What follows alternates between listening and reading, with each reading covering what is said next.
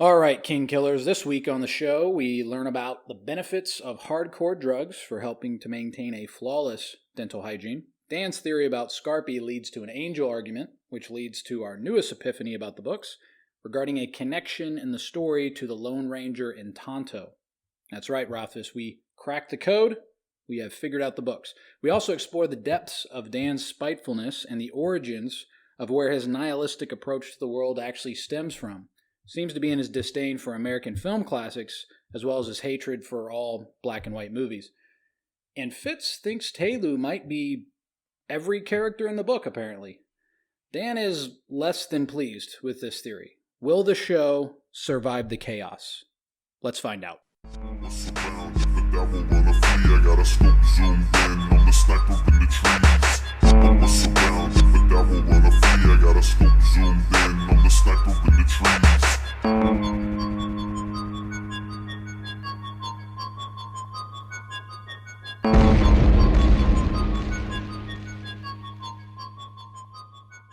Okay, and welcome back, killers, to the most killer broadcast, King Killer Podcast. Tonight we have with us Spandex Dan and Tiny Nipples Tim. Say what's up, guys. What's going on? Got my yoga pants on, and I'm looking good, man. Ready? They're not that small, really, but pretty normal. But I got saggy yoga pants. I don't like them all tight. No, I was talking about my nipples. I like to sag. I was talking about my nipples. Oh, your nipples. They're not that tiny. They're pretty normal. But yeah, I'm good. Not lactating, so should be good. Good. Yep. And I'm Fitz, the Ultimate Warrior. So I'm really excited tonight, guys, because we're getting back into Skarpi stories, and I've got a lot of questions, and I need a lot of clarity. So let's get right into it. We're going to go with chapter 24 and 25 first. Chapter 24 is called Shadows Themselves. In this chapter, Kvothe is learning how to live on the mean streets of Tarbean. He tells a story of an 8-year-old boy that gets chased into the alley below him, and how he decides not to help the boy because he doesn't want to give out his hiding spot. And this leads right into chapter 25, which is an interlude where Kvothe is explaining to Chronicler that this story kind of made him who he is because he really regrets not being the hero in this particular story. The chapter concludes as Kvothe explains why he didn't leave Tarbean any sooner than he did. So, guys. Yeah, like the first thing I wanted to bring up is in chapter 24 is they talk about, like, Kvothe talks about some of the different skills that he picks up in Tarbean, which a lot of them play a role as the story goes along. So, like, through dangerous trial and error, I discovered the proper way to slit a purse and pick a pocket. I was especially good at the latter. Locks and latches of all kinds soon gave up their secrets to me. So those are some of the big ones that play into his life the rest of the way. I mean, like, he puts the lock pick into use many times, like a Loden, when he picks the lock into Hem's room for a Loden, and a Loden sets Hem's clothes on fire, or when he bumps into Ambrose and picks Ambrose's pocket to get the receipt for Dinah's ring. So he utilizes these skills from here on out quite a bit. And so this is where you're learning that where he acquired these skills.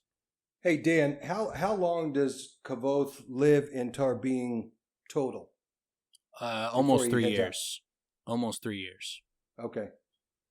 Another part of the chapter I thought was cool that also fleshed out the world a little bit is I think this is the first mention we have of dinner resin and the whiteness of their teeth, and how desperate they become because of how addicted they are to it. I think this is the first mention, if I'm right. I believe so, yeah. Yeah, Kvothe says he's scared of a dinner resin addict more than anybody else, if I remember right. Yeah, he does. He says they're more dangerous than anybody because they'll kill you for a pair of pennies. What I always find interesting about dinner resin is how much dinner is similar to Dinah. One, just the names are very similar, and the dinner addicts kind of mirror Kavoth and his addiction to Dinah. Like, I feel like, they would do anything to get their next hit or their next fix.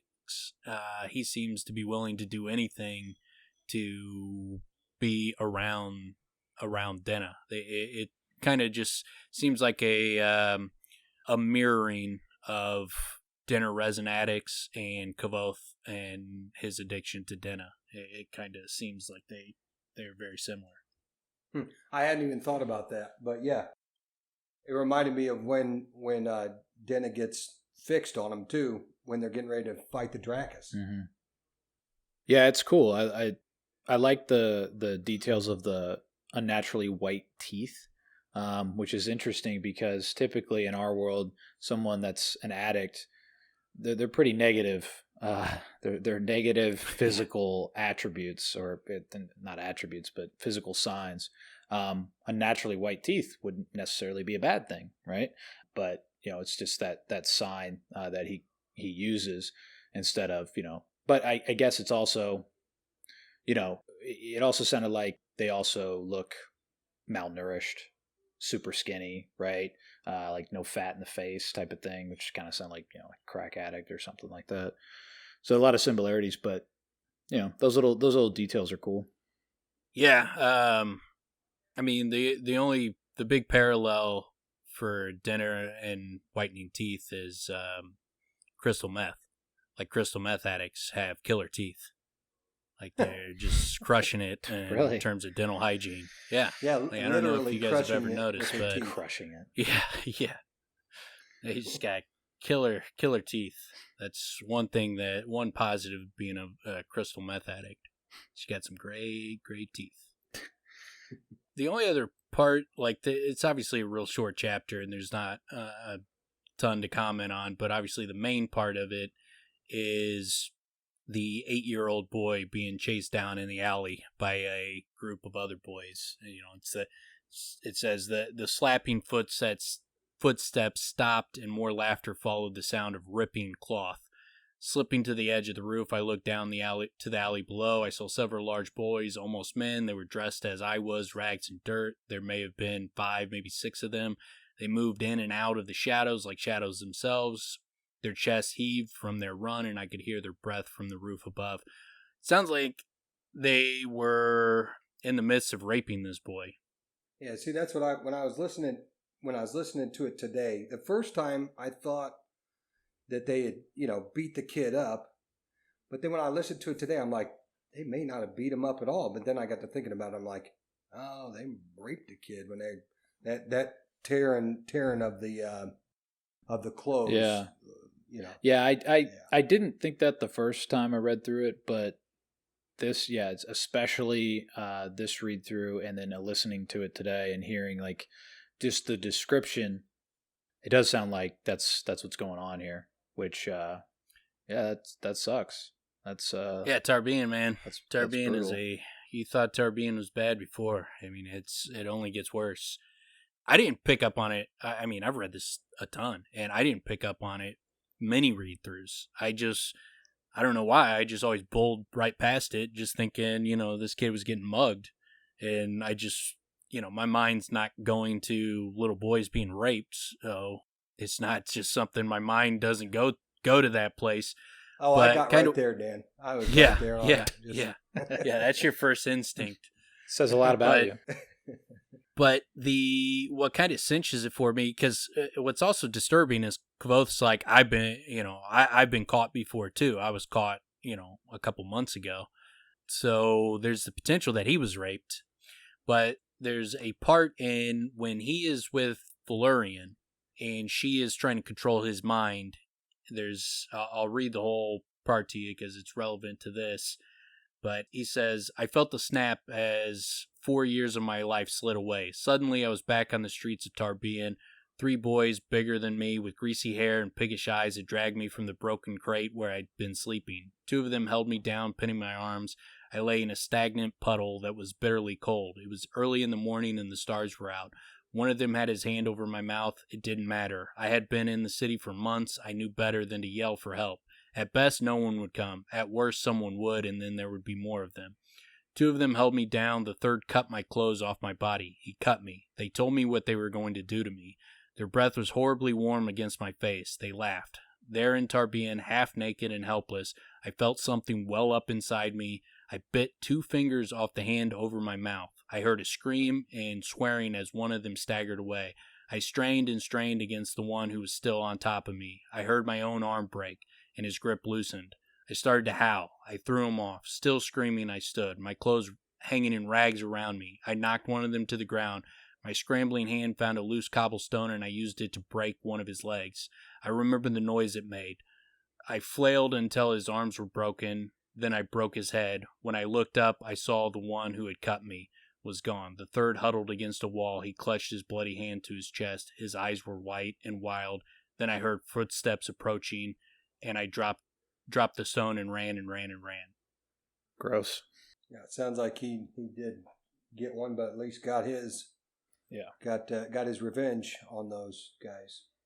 Yeah, so it could be that he had been caught when he says he was caught a few months ago. It could be that he got raped too, or it could be when he's describing that event and that when they tried to rape him, he got away. Either way, Tarbean is a fucked up place, and you don't want to be a little boy living on the streets by yourself in fucking Tarbean. It's a fucking shithole if there ever was a shithole. Yeah, that's horrible. The two things that I had the biggest takeaways in terms of Kvothe as a character, the obvious is what he talks about leading into the next chapter, but the little mention that looking down, I was surprised to find a heavy red roof tile in my hand, ready to throw. So it's like he hadn't even consciously, grabbed something to throw. It's his subconscious was ready. He was pounced and ready to do what he then later thinks he should have done. What's so great about his regret is that any of us read this in his situation, his justification is 100%. 100% viable. I mean, it makes sense. Like he's getting raped, whatever. I mean, and he's found this really ideal place where the 3 roofs meet. He's got warmth and he's got all his stuff up there. So I mean, readers, I don't see being able to fault him for not doing it. But that's what's so great about him becoming heroic, because he tells us that's the moment, that's the event that, the fact that he didn't do anything turned him into, the regret itself turned him into what becomes a hero. Yeah, and who knows what happens to him if he does do something. I mean, he seems to think they would have been on him in no time, but if they are, raping this boy, then if they're going to be able to easily get to him, then probably the same thing or worse is going to happen to him. Yeah, and the way he described them, they're basically men, especially compared to the boy. And he's, Kvothe's only, what is he, 13 here? 14? Yeah, in that 12 to 13 year range, it seems like, because then when he moves back into the frame after the interlude, it's like another couple of years have gone by. Yeah, so it didn't sound like he would have stood much of a chance. No. But we all have that. It's another one of those where Rothfuss really portrays something that's true to life, because I don't know about you guys, but we all have those stories that, man, you really wish that you'd have done that one thing, and it sticks with you for a long time. If you have those kind of regrets. I mean, I have some. Doesn't have anything to do with giving up my hiding spot next to a warm chimney and saving some kid that's getting raped, thank God. But something similar to that anyway. Yeah, it's very humanizing. He's done a absolutely tremendous job of humanizing Kvothe in so many ways. Yeah, most people are like that. I mean, I've nailed it my whole life. Every time. Attaboy, Dan. But yeah, most people, they fuck up a few times. But what's those spandex, thankfully, Dan? You always got crossed, your stuff tight. I've been crushing it, just nailing it every time. Spandex Dan, tight and ready to go at all times. Batting 1,000.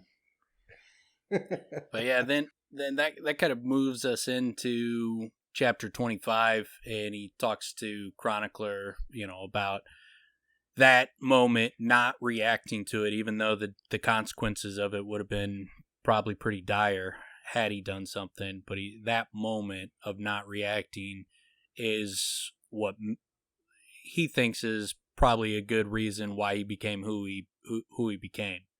And we see throughout the two books that this dude, whenever it's a situation where he needs to help someone, he jumps to it.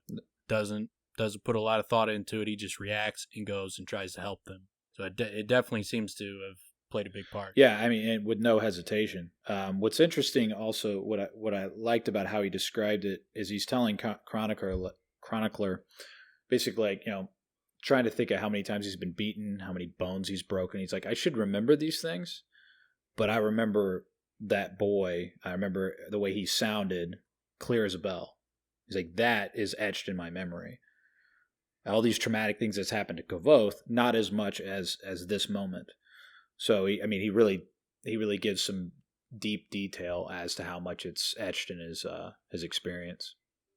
Definitely, it's played a monster role, and then you got Bast asking him about why he wouldn't leave, which is clearly, when you're reading this as a reader, you're like, what are you doing, man? Get the fuck out of there. So it's so important he put that in there, man, because I remember first time and every time, especially the first time, I'm like, yes, thank you for asking that question, because this is what I've been thinking in my own mind. But Kavoth lays it out perfectly for him. If he was going to go find Ben was 200 miles away or something close to that, 120 miles? Hundreds of miles is what it says, yeah. He says, I survived one summer but in the woods, but I wouldn't have been able to find food like I did in the wintertime. And, it's been 3 years. He's going to be there in Tarbean for 3 years. It's not easy to live off the land as a young boy. What I really like, though, is that he does go further into... again, humanized character where he talks about, how many of us have worked a job for much longer than we should because it's just what we're doing. The way he puts it, I think specifically is we're all creatures of habit. We stay in these familiar ruts, even though, we should be digging ourselves out. But then he even goes as far as saying that perhaps he was being punished for not being there with his family, for not dying with his family, which is really interesting. So he's taking that regret further and further, or that survivor's guilt. Guilt. Sorry, I couldn't access the word. Yeah, it definitely big time survivor's guilt in this chapter here. Yeah, I mean, seems to be the two big things. One, Abenthy's nowhere near him, so the idea of going to him, but he doesn't even seem like that's even a thought process. Like it doesn't seem like he's like, how far away is Abenthy? How can, I mean, at least he doesn't express that when he's talking about his moments in Tarbean. He doesn't express that he's having those thoughts about getting away. Seems like he's not even thinking about it. He's just purely locked behind the doors in survival mode, and he's got guilt weighing him down, but he's not even thinking about the guilt. It's just that guilt is also in the background. He's just not. He's not himself. He's locked all of the things that makes him himself behind those doors, which is how they end the chapter. Like, he goes through all those reasons, like, it's far away, survivor's guilt, we get locked in the same patterns. But when it comes down to it, he ends it with, I wasn't I wasn't myself. And I think the way they ended it is more prevalent to why he stayed. And I think it's kind of interesting for two little parts, because he goes, you must also remember that I was not in my right mind. Much of me was still in shock, if you will. I needed something or someone to wake me up. He nodded to Chronicler, who casually shook his writing hand to loosen it, then unstopped his inkwell. Kavoth leaned back in his seat. I needed to be reminded of things I had forgotten. I needed a reason to leave. It was years before I met someone who could do those things. He smiled at Chronicler. Before I met Skarpi. So obviously, there's the Kavoth dynamic, which we've talked about a ton of times. But the two things I think that are kind of interesting is when he says, I needed someone to wake me up, he nodded at Chronicler. And then I needed a reason to leave. It was years before I met someone who could do those things. He smiled at Chronicler. So you could read that as Chronicler's friends with Skarpi.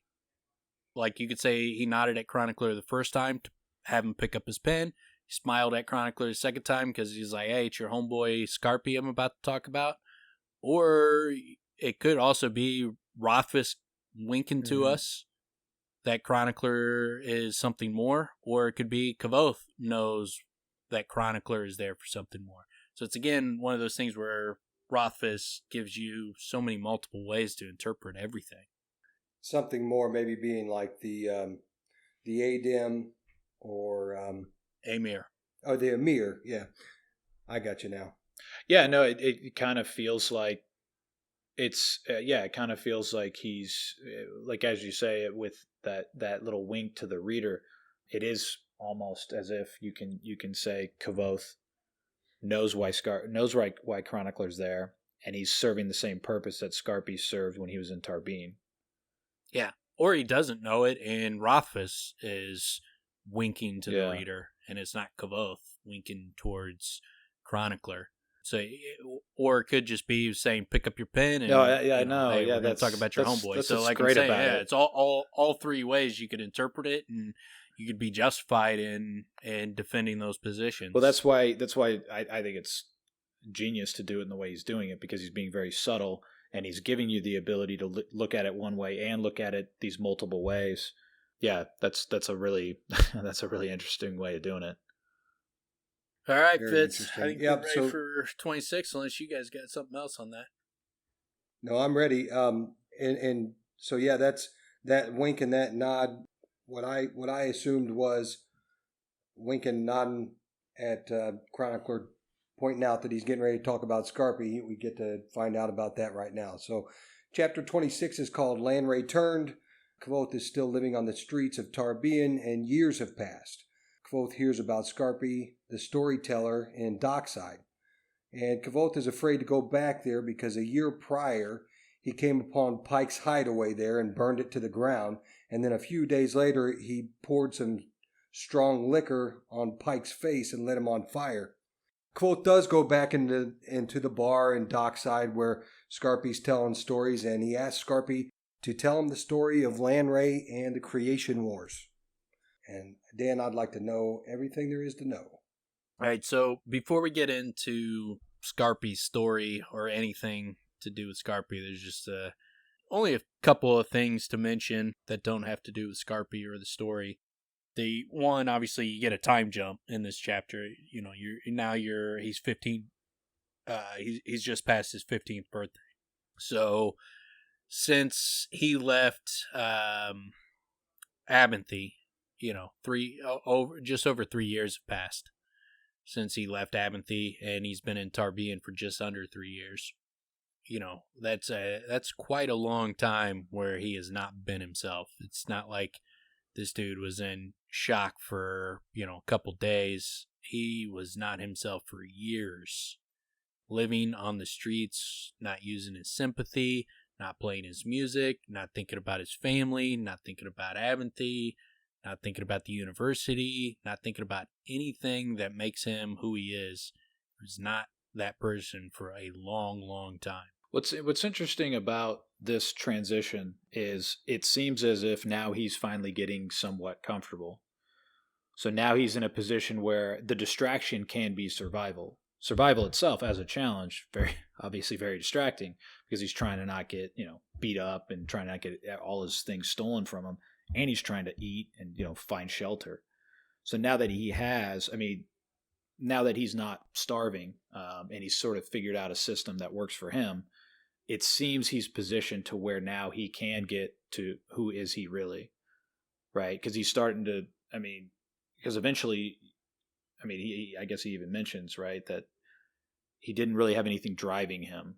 And then, then he finds out about Skarpi. Now he does have something to look forward to, something that wakes up this, even just a want to be entertained, right? That's kind of the way it sounds like he's looking at it.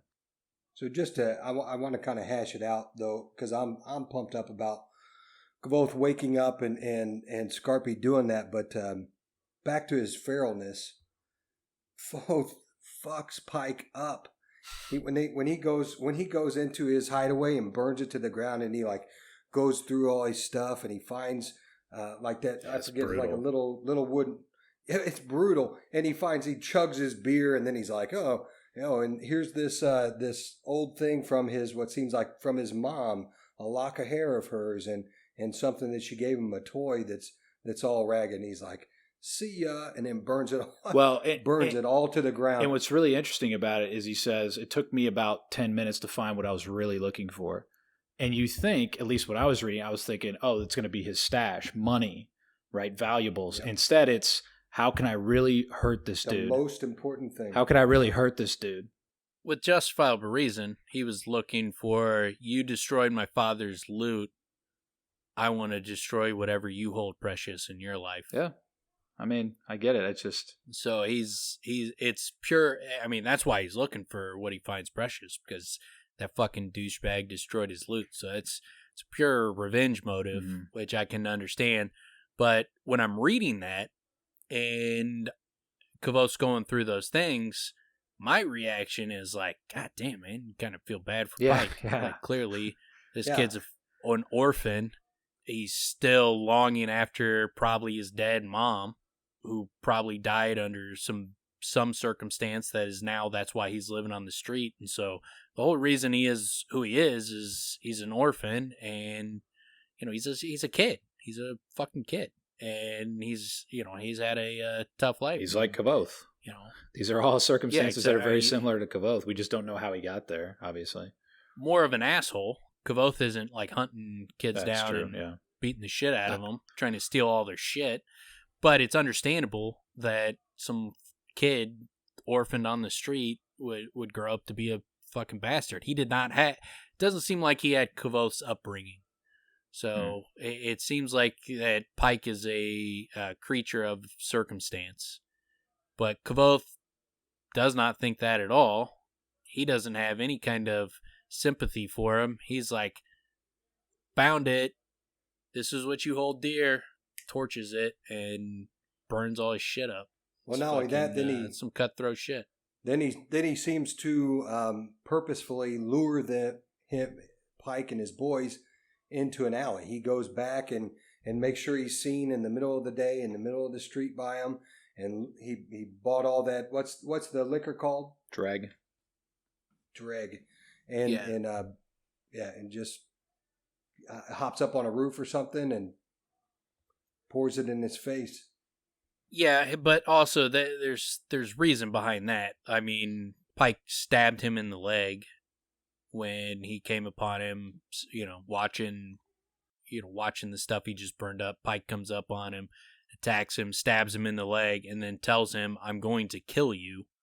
So it's not like he was just like, now I just burned your shit. Now what's the next thing I can do to you? Then it was more of this guy's threatening to kill me.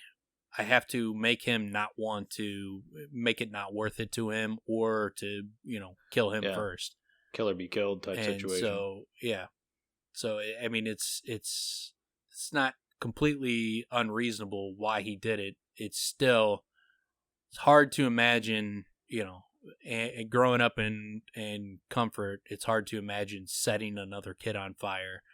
But we're not living in the streets where you can be pulled from a barrel and get raped by, other kids, or, get stabbed in the leg by other kids, or constantly, and your life's constantly in danger.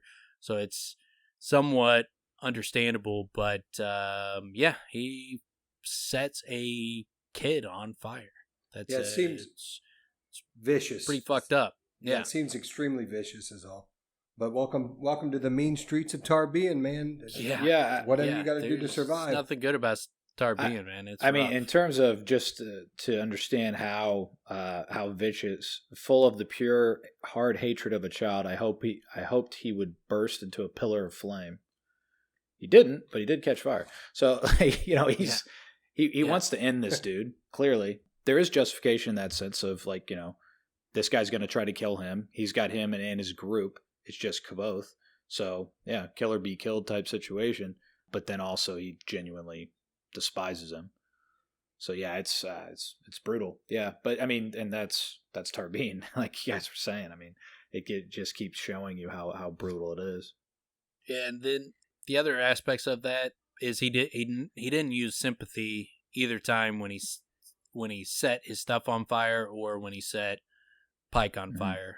Thankfully, when he set Pike on fire, he didn't use sympathy, or probably would have freaking torched the kid to death.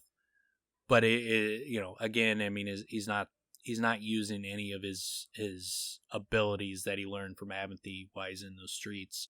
Just again showing that he is locked behind these doors.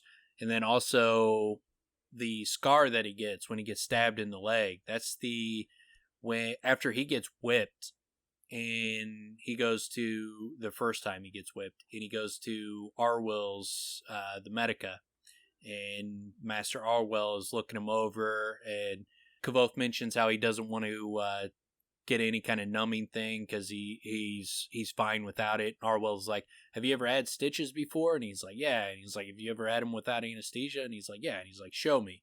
And he shows him where he stitched himself up, and that's the scar that he shows Arwell. If you guys remember what I'm talking about, the scar he shows Arwell is from Pike stabbing him in the leg, and then he had to stitch that up himself as a probably 12, 13-year-old kid stitching himself up after getting stabbed in the leg. That's how gnarly this Tarbean period is. And I remember Arwell even made a comment like it was sloppily done or something, and his comment is something like, well, I didn't have proper tools or something like that. Yeah. Yeah, he was like, I thought under the circumstances, I thought a pretty good job. Did a pretty good job. He's like the gut broke up. Oh, that's it. Broke on me. At one point, he's like, "Where'd the gut break?" And he shows him, but that's also showing him that scar and showing him that he stitched himself up. That's why Master Arwell's like, "Hey, you want to come to the Medica?" But yeah, that's the scar that he ends up showing Arwell later on in a handful of chapters later on in the story. So leading into the big story here, there were a couple things that I liked, just subtle little things that Rothfuss did that I thought were really cool, where he talks about what he's doing. He gets some bread, gives it to Trappist. What story would I and he keeps questioning in his head. He can't not think about what story he would want. He tries to make his mind up. The whole story about Pike is why he won't do it. Right, why he won't go there, because it's just too risky. They have this like truce, basically, where he almost burned him to death. So since then, they haven't really messed with each other. But he can't stop thinking, well, what story would I want from Skarpi? So he keeps coming back to that, and then once he finally thinks about it, I love how it's the first time he's thought in such a long time about his parents, right? And he's actually surprised that it didn't hurt as much as it used to. Right. So we're getting these little hints of like he's starting to come out of that door, right? He's starting to awaken to a degree where things aren't as bad as they once were. I like the subtlety of that and how Rothfuss does it. He does it a few times in the next couple chapters when after the story and it's like he's waking up. You almost can envision as you hit your snooze or whatever, you wake up a little more, and then finally you're like, shit, it's 7:00 and I got to get up, which is kind of in essence the same thing that Kavoth does when he finally does wake up and skirts out of Tarbean. Yeah, he reflexively pulls back from the memory, but like after his instinct told him to pull back right away, and he was like, well, that actually wasn't as bad as it used to be, I thought, or as it has been. Yeah. I like that. And then also, dude, this is just a cool thing. I thought it was great because he makes his mind up. Like when you're reading halfway through the page, he's made his mind up. He's not going to go. He gives his reasoning, and then boom, he's there. He doesn't change. He doesn't change his mind. We just walk into the half mast, the bar where Skarpi's at with him. That's great, man. When I read it, it makes me smile every time. Yeah, because it stops on a dime. Like he's like, but I couldn't do it. The danger was just too much. And he's like, and so I'm walking into the bar. Yeah, I love it. I love it. It's great. Again, it's a little It's a like subtle thing. they just leave out the changing of the mind. It's just like I'm not gonna do it.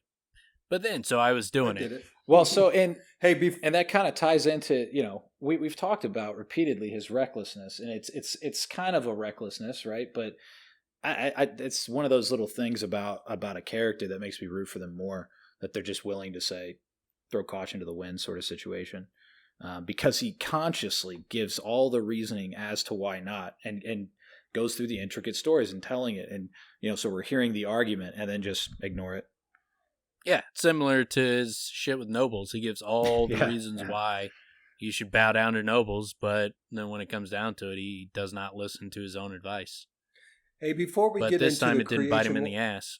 Before we get into the creation war, I wanted to just mention one other thing, and it may be kind of dumb, but something that stood out to me is when he's in Trappist's basement, and the girl that's talking about the stories, it just quickly mentions for no reason that she has a strange voice. Yeah, I thought that jumped out at me this time. I don't know why too. that stood out. It did for me this time too, because why? Yeah, like why mention it? Why mention she has a, and Well, why not have more detail about how it was strange? Didn't say she had a strange voice. It said she had an awed voice. She was in awe of the fact of how great a storyteller he is. AWE. Yeah. Oh, See, that's the She difference. was in between... awe of his Okay. storytelling prowess. Well, that makes more sense. that's funny, man. Yes. That's funny because that's the difference between reading and listening. Well, I was gonna say I read it earlier in the week and then I listened to it and I'm like, oh, I didn't pick up on that. Odd. And then not. That's why I'm here, folks, is to keep them from going down rabbit holes that don't exist. I was gonna talk about it all night and not let you guys get to the creation. I did want to mention something about her though, because it's kind of leading into now moving into Skarpi, which is really what I want to talk about as far as this chapter is concerned. Skarpi and his story.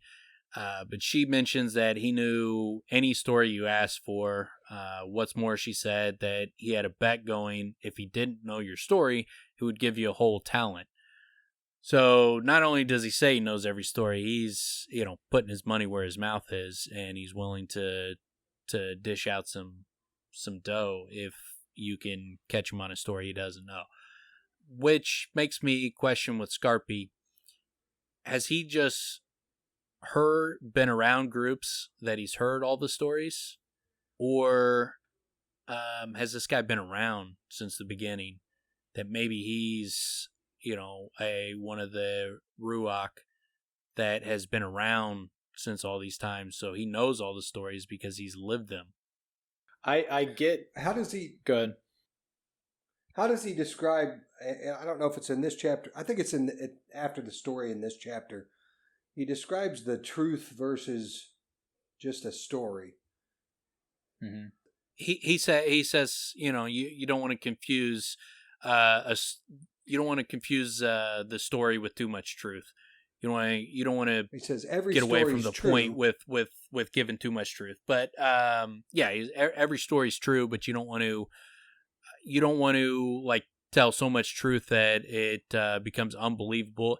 Kvothe does a similar thing in his stories. When he comes out of the Fae with Florian, and he goes and he tells his time with Florian, he changes the story a bit so that it's believable. Because he's like, if I tell exactly what happened, everybody's going to think I'm bullshit. So I'm going to tell them a story that sounds like something they would expect.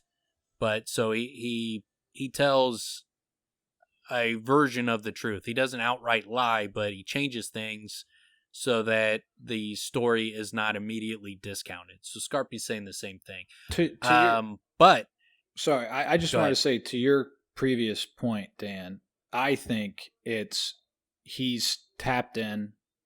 He knows the history of the world because, or something of that sense, because when Kvothe asked, "Do you know many stories?" he says, "I know one story." And that to me says he knows the story of the world, and what he's telling are these little stories within the one story. And there's all kinds of little stories within the story, and the story is the world, right, or reality, or whatever you want to call it, the wise man's sphere. the story.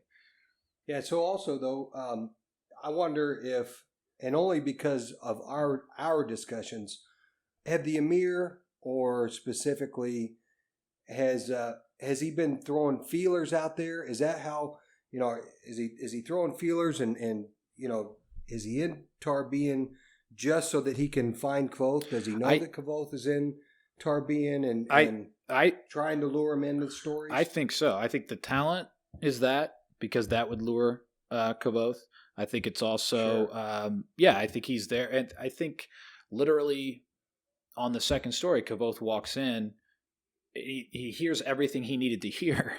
Like, he's in the middle of his story, but it picks up from exactly where he was. So whatever preamble was there. Not the first No, the story, second. Though. He wasn't in the... Yeah, I'm talking about the second one. It picks up exactly where he needed it to be from the previous story. Yeah. So it gives me the feeling that, now, again, we are reading it from the perspective of Kvothe, so we're getting his perspective, but it feels like it lines up 100% to be catering to him. The talent itself is what gets him to further entice him to go there, because he thinks about, well, what could I buy with that talent? And he lists the things he does. That's a really cool motif that he does throughout. Is he repeatedly, every time Kvothe thinks of money, he's like, I could buy this, this, this. I could do this. I could do this for Denna. I could do this for Trappist. It's great. It's so great, because those pieces of money, it's not just greed. It's all the accomplishments he could, things problems he could solve with the money. Yeah, yeah. And if Skarpi wanted to lure Kvothe in, that's the perfect way to do it. With he's the Rue. He loves stories, and to go and sit there and say, hey, I'll give a talent to anybody who could come up with a story that I don't know. That's a perfect way to lure Kvothe in. So it could be that Skarpi is working with Trappist. Maybe Trappist told him about Kvothe, and so he's there because of that. Or maybe Abinthy is working with Skarpi, and so maybe he's been searching for Kvothe for years, and he just now finally came upon him. But he learned about him. It seems like he knows. Well, he says Kvothe's name, so he knows Kvothe. Yeah. Maybe but Skarpi, I don't. Maybe Skarpi's involved with the child sex trade, and the butternut squash gang let him in. Possibly. Yep. It could, just throwing that out there. Could be the orange butter squash. But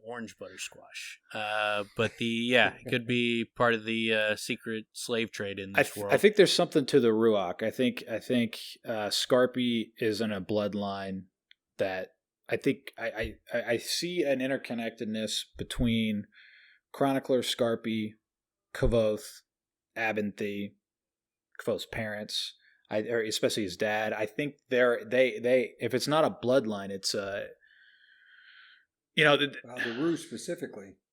Yeah, well, it's the Edema Rue. Yeah, well, the Edem and the Ruach, it's they have this interconnectedness that seems to play out with all of them, and I can't tell if that's that faithfulness that I've been talking about, where they can just sense that Kvothe's there. I don't know if it has to be as direct as Abinthy's telling them, or that Trappist is involved, or that makes more sense because that becomes more concrete and it's something we can more easily point to. But there's a feeling of this interconnectedness of these individuals, though, because it all plays towards his path. It all pulls him in the direction, right? Yeah, it feels like either Skarpi got the information from someone we've met in the world, like a Trappist or Abinthy, or he is part of the Emir, and someone like one of the Ruach Emir, like Celatos, has been watching over Kvothe, and he sends Skarpi there to wake him up at this time. Now that he's 15 years old, he's learned some skills there, he's got a little older. Maybe Celatos is sent there to wake Kvothe up at this time to send him on his way to the university so that he starts hunting down. Or it could be that Skarpi is part of the Ruach. He is part of the original Emir.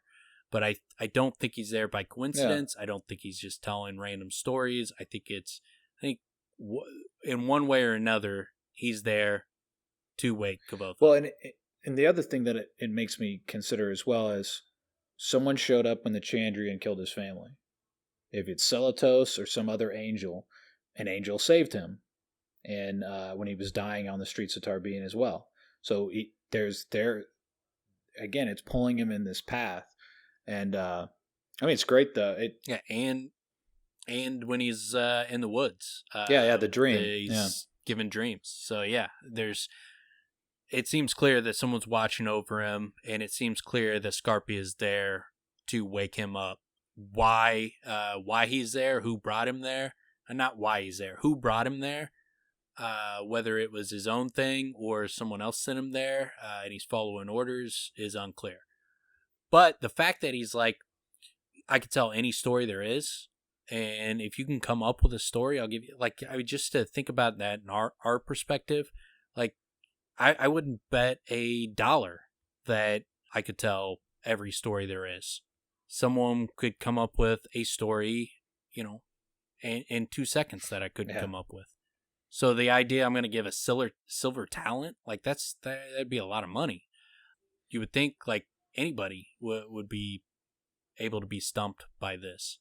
So the fact that he's that ballsy, that he's willing to put that kind of much money on the line, leads me to believe like he's either got a knack, or he's been around for a long time, so he knows all the stories, or he's a Ruroc and he's just extremely powerful, and he's got some understanding that we can't really comprehend.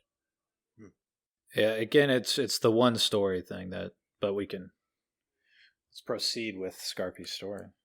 Shall we? Now, let's let me flesh out Skarpi, because I think I have a suspicion on who I think Skarpi is. I think he is more than just Skarpi. I think he's another character in the story as well.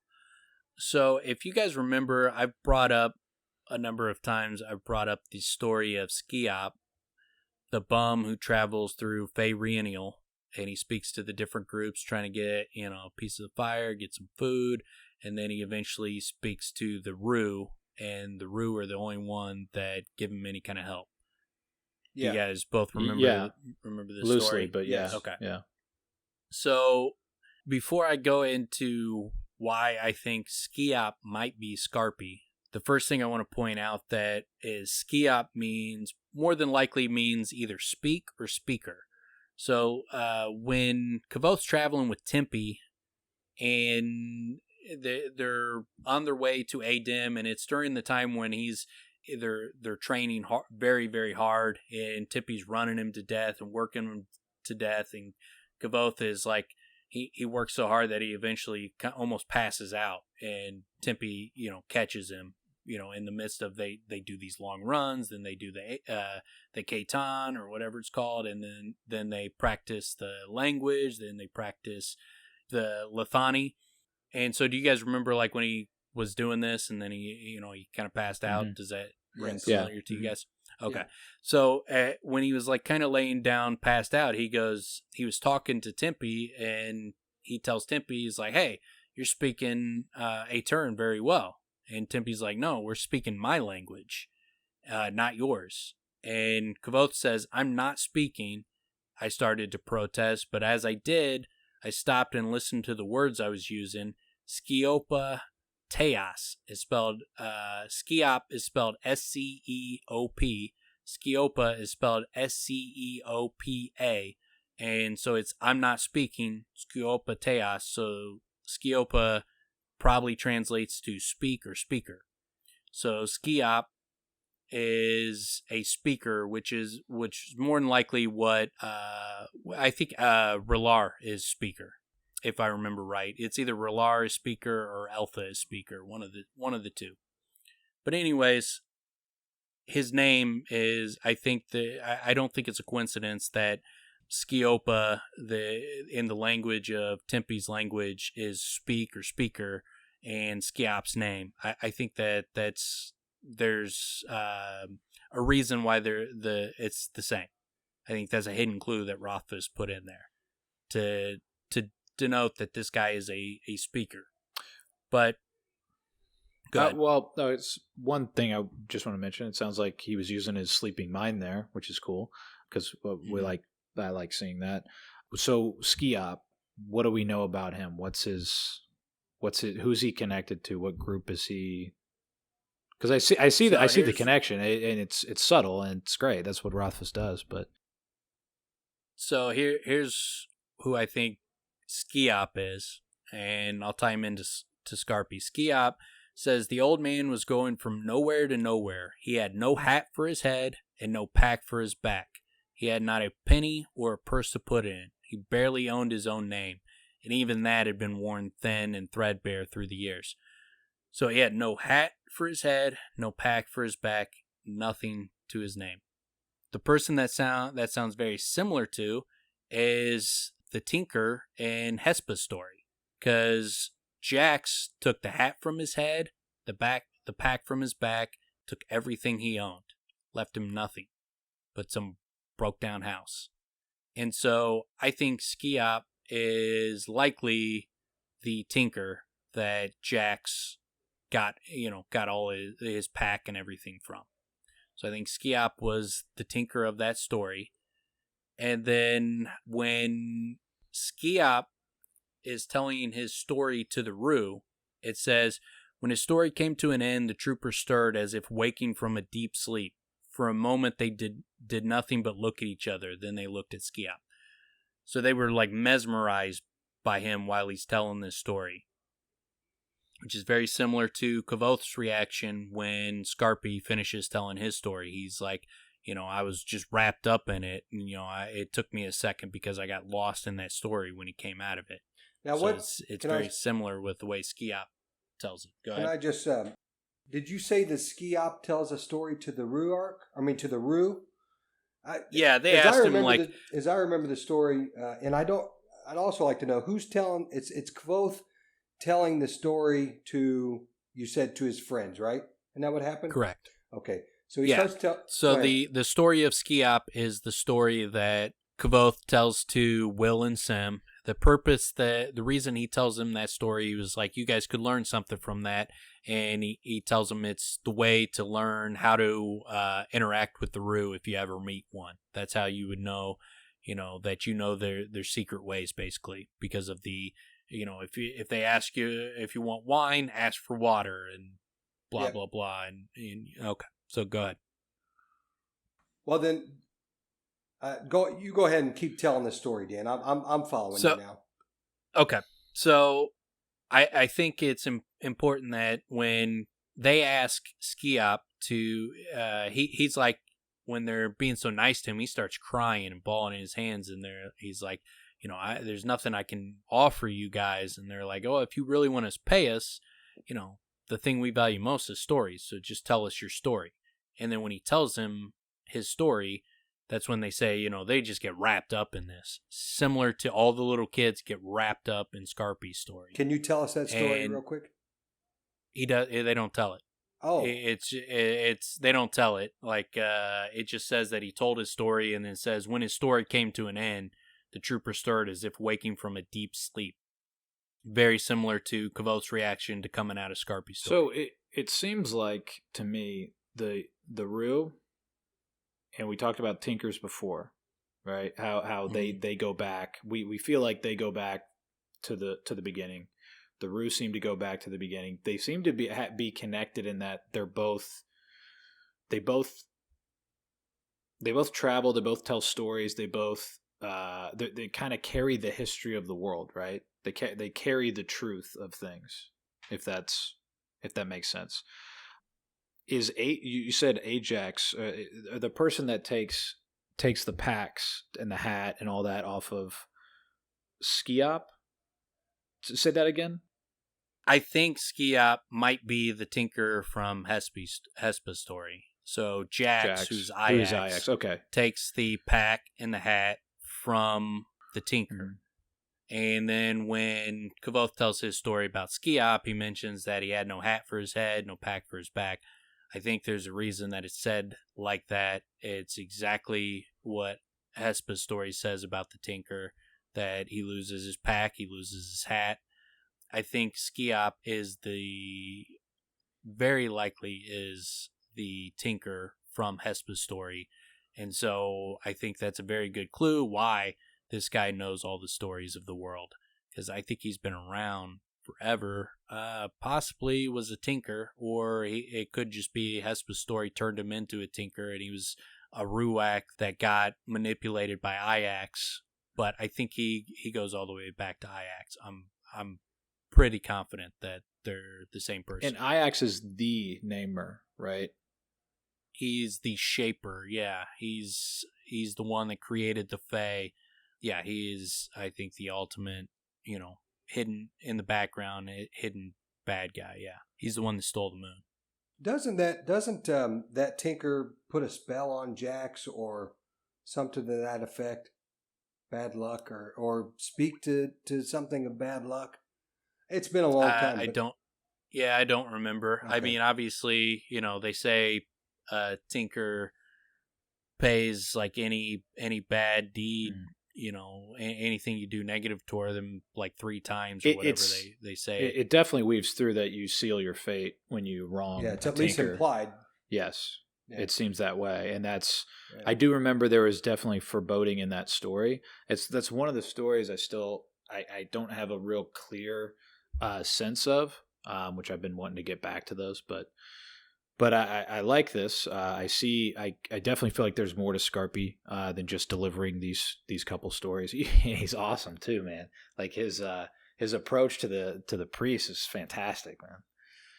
Hey, Tim, I wanted to say one other thing about what you were saying with the connection between the Rue and the Tinkers is this early in the story, at least, I remember Kvothe's dad saying how much he respected the Tinkers. Mm-hmm. And don't the Rue always stop and are very nice to Tinkers? Is that accurate? Yeah, they play the it seems to be there's a respectful. Yeah, they're very. Well, it seems to me that the Adema Rue are one of the true, like one of the groups that are true to like honoring history, right, and being respectful to what historically they have that with the Greystones, they have that with Tinkers and their approach towards them. They always have the utmost respect, and they honor tradition. It seems more than a lot. Yeah, and they claim they know all the stories, so they know why that you're supposed to treat Tinkers good, and that they and they also know what it's like to be treated wrong. So there's a natural do that to other people's, but there's a natural social connection between the two because they have those similarities. Right, so like they have that the traveling, how they travel, how they depend on strangers on the road. Yeah, they have that natural connection. That's why I definitely see, and it's the stories. It's there's definitely a connection there for sure.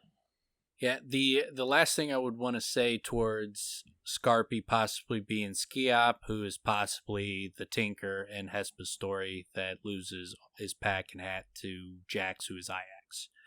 They both are described as having blue eyes. Both are described as having white hair. Skarpi is white hair, face, arms, and head. Skiop has a white beard. It doesn't talk about his head or his arms, but they both have white hair, they both have blue eyes, and there's a lot of other the other similarities I mentioned. So I think there's strong evidence that Skarpi is Skiop, who is the Tinker, and if that's the case, that could explain why he knows all the stories. He's possibly a Ruark, or he's a Tinker that is working for the former Tinker that's now working for the Emir, and he's there to wake Kvothe up. I think it gives us a possible person who Skarpi is and why he is there. Not why he's there, who sent him there. Yeah. Which is also why he's there. Yeah. I think he's clearly there to wake Kvothe up. That's exactly what he does. Even Kvothe says, I was waiting for I needed someone to wake me up, and that's clearly what Skarpi does. But leaving that aside, then we get the story. And so Skarpi tells the story of Lanre, the creation war, and his path into becoming Haliax and the creation of the Chandrian. That is the story that we get. Now, there's a ton in this story. As he's speaking it talks about his voice was deep and rough, almost hypnotic. It kind of sounds like a Loden, which also makes me think that Skarpi might be a namer. He might, have that kind of power to him. But he talks about like the battle, and the story kind of centers around Celatos's, basically his kingdom, his city, and it's mere terrennial. He says, imagine a city as large as Tarbean, but on every corner of every street there was a bright fountain or a green tree glowing, or a statue so beautiful it'd make a proud man cry to look at it. The buildings were tall and graceful, carved from the mountain itself, carved of a bright white stone that held the sun's light long after evening fell. So it sounds like, this is like 5,000 years ago. It sounds like they were more advanced than the world that Kvothe inhabits now. Probably as a result of the extremely powerful magic that they had. Hey, Dan, quickly, when that description of mere terrennial reminded me of where the Adem are from. Like the mountains carved into, wasn't it like bright white, and the mountains carved into are the homes and buildings carved into the mountains there as well? I don't remember, like bright white could be. I don't remember it off the top of my head, but yeah, the fact that it's built up against a mountain makes me think that Mere Terrennial might have been built alongside or into the Stormwall Mountains, like their place was. Yeah, I think that, and there's a lot of people that believe that that's where Mere Terrennial was located, is in the Stormwall Mountains. Yeah, so yeah. Okay. And I'll bring up real quick, because we're getting ready to get into that. That story that you were telling, you've told us before, the one of the Tinker and Jax. No, I take it back. It's not. Who do you think? Skiop. The story of Skiop took place in the same place that this big battle happened, right? The Black of Drazen Tor. Yeah. When they talk about like 7 things as Lady like Lackless hides them underneath her black dress. Think Black of Drazen Tor, Black of Drazen, black dress.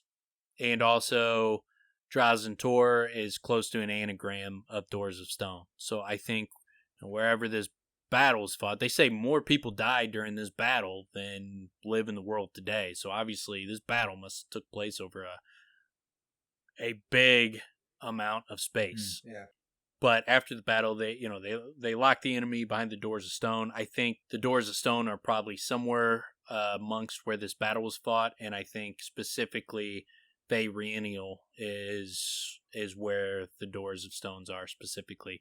Whether that's Black of Drazen Tor, where that battle was fought, encompasses a larger space than Reread, and then Reread is a more specific spot amongst this battle. Is not clear, but I think they probably Black of Drazen Tor, where that battle was fought, and Reread probably encompass the same area. That's my guess, at least. I don't mean to keep getting you off track, Dan. So if you want to continue on, I have questions. That battle is where Lanray died, and wherever that took place is where Lyra wakes him up. You know what I mean? It's so. Locking someone behind the Doors of Stone, which would be the enemy, makes me think that possibly. My big question for this battle is who's the enemy? I know Lanray's fighting for this side, and he seems to be friends with Celatos to some extent, but after Lyra wakes him up, and they say she does that just by whispering his name, which makes me think that maybe she's a namer. She's one of the most powerful namers in the world. All right, so let's back up. Yeah. We're gonna go through this. The first things before we go into the battle and exactly what happened. The parts just keep in your mind. It's called the Creation War. So this is the battle that Valerian talks about as well. This is the battle between the Namers and the Shapers. The reason the Creation War was fought is because Valerian says Ajax stole the moon. So Ajax created the Fae, and there was a big battle between the Shapers, who were like Ajax, that were creating the Fae, versus the Namers, who thought what the Shapers were doing was wrong. And so they were kind of at odds with each other. But there was a chance for peace among them until Ajax stole the moon. When Ajax stole the moon, he went too far, and then the creation war erupts. And so this war breaks out, and most, the cities of the world, there's hundreds of them, or however many they describe, and most of them are destroyed and just buried under rubble and decay and everything. And then there's 8 cities left. And the 8 cities are Belen, Antis, Beret, Tenusa, Emlyn, and the twin cities of Marilla and Murella. So, it just a little side note on that. I believe that the twin cities is probably the university in Imre. I think the underthing that Ari lives in is one of those cities. But I think those are the twin cities, Morella and Morella. I think she lives in one of those. And then I think the one city that survives the battle, because they say one city survived. Celotus looked out, he saw 6 cities burning. Obviously, he's at Meritoranial. Meritoranial was destroyed. He saw one city survived. I think Tenusa is probably Tenue. When they're talking about, how's the road to Tenue? I think Tenusa is Tenue. I think that's the one city that survived. What's Tenue? Where have we heard of that before? Besides the road, they have a little idiom where they're like, "How's the road to Tenue?" Okay, but we haven't been there or any. No, haven't been there. Okay. No. Just a little side note. There's a lot to look into as far as like the location of places and what they mean, but it's not that important when you're talking about the books because you don't have the maps in front of you and all that kind of stuff. But maybe we'll do like a side episode on where some of these places might be located. But just to give you guys a little bit of possibilities is, there's the Twin Cities and Tenue, I think are 3 of these cities that were destroyed. But anyways, so there's the creation war is waging and there's 8 cities left. And then there's this big monster battle at the Black of Drazentor. And you have Lanre and Lyra fighting this battle, and they're 2 of the most central figures of it. And they're on the side of people like Celotos and probably Tehlu and all those guys are probably fighting against the enemy. The enemy, I believe, I think it's clear, is Ajax. I think, the war was started because Ajax stole the moon, so I think it's clear that he's the enemy.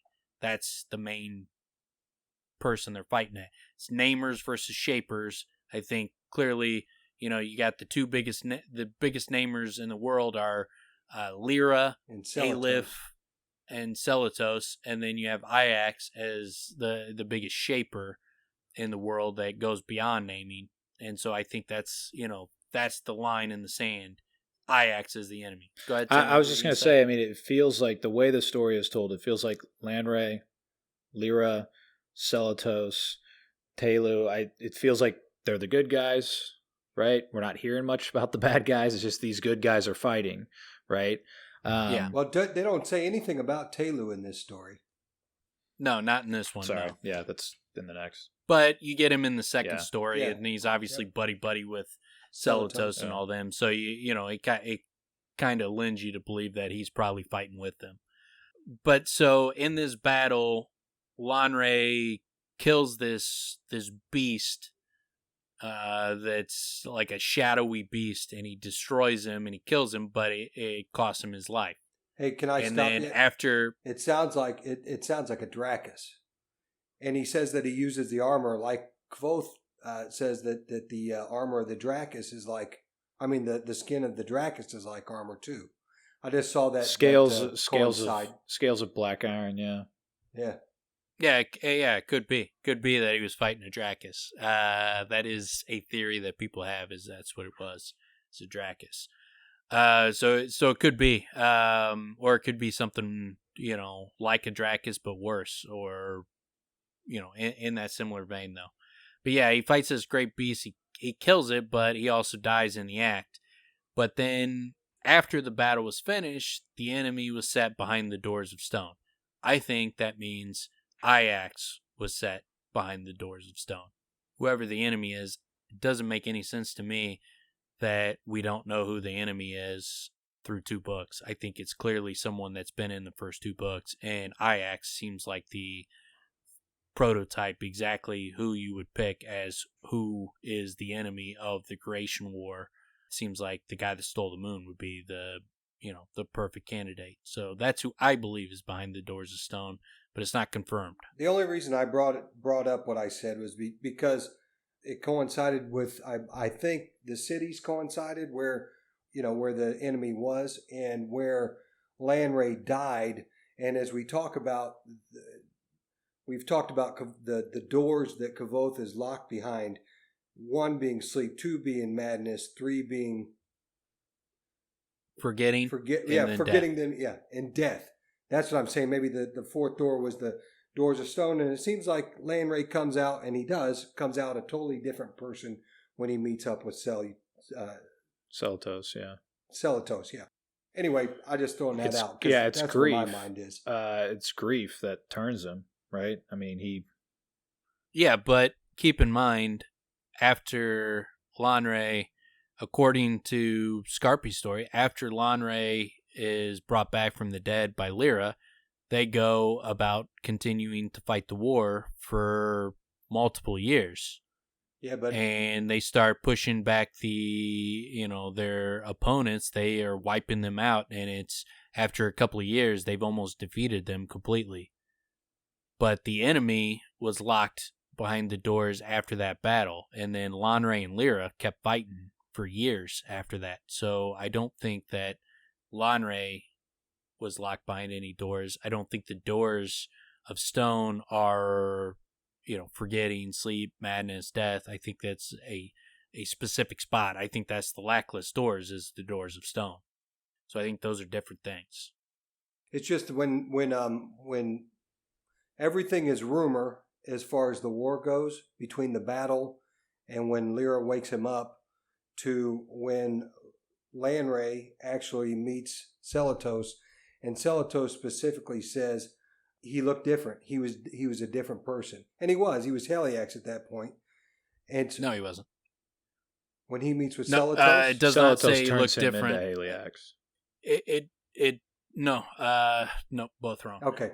One, it does not say that he looked different. What it says is, but Lanray heard her calling. Lanray turned at the sound of her voice and came to her. From beyond the doors of death, Lanray returned. He spoke her name and took Lyra in his arms to comfort her. He opened his eyes and did his best to wipe away her tears with shaking hands, and then he drew a deep and living breath. Does not say he looked different. Says he was the same. And then it says, the survivors of the battle saw Lanray move, and they marveled. The flickering of hope for peace each of them had nurtured for so long flared like hot fire inside them. Lanray and Lyra, they shouted, their voices like thunder. Our Lord's love is stronger than death. Our Lady's voice has called him back. Together they have beaten death. Together, how can we help but be victorious? So the war continued, but Lanray and Lyra fighting side by side. Lanray and Lyra fighting side by side. The future seemed less grim. Soon everyone knew the story of how Lanray had died, and his love and Lyra's power had drawn him back. For the first time in living memory, people could speak openly of peace without being seen as fools or madmen. Years passed after this. The Empire's enemies grew thin and desperate, and even the most cynical of men could see the end of the war was drawing swiftly near. So we know that Lanray was brought back, and then him and Lyra fought side by side, assuming Celatos is perfectly cool during this time with him, doesn't see anything wrong with him. So it seems like Lanray was fine and fighting for the same side, and people were fucking loving him for years after he was brought back from death. So it doesn't seem like anything major happened at that point, and years went by. Okay, now here's where it breaks. Here's where he breaks bad. Then rumors began to spread. Lyra was ill. Lyra had been kidnapped. Lyra had died.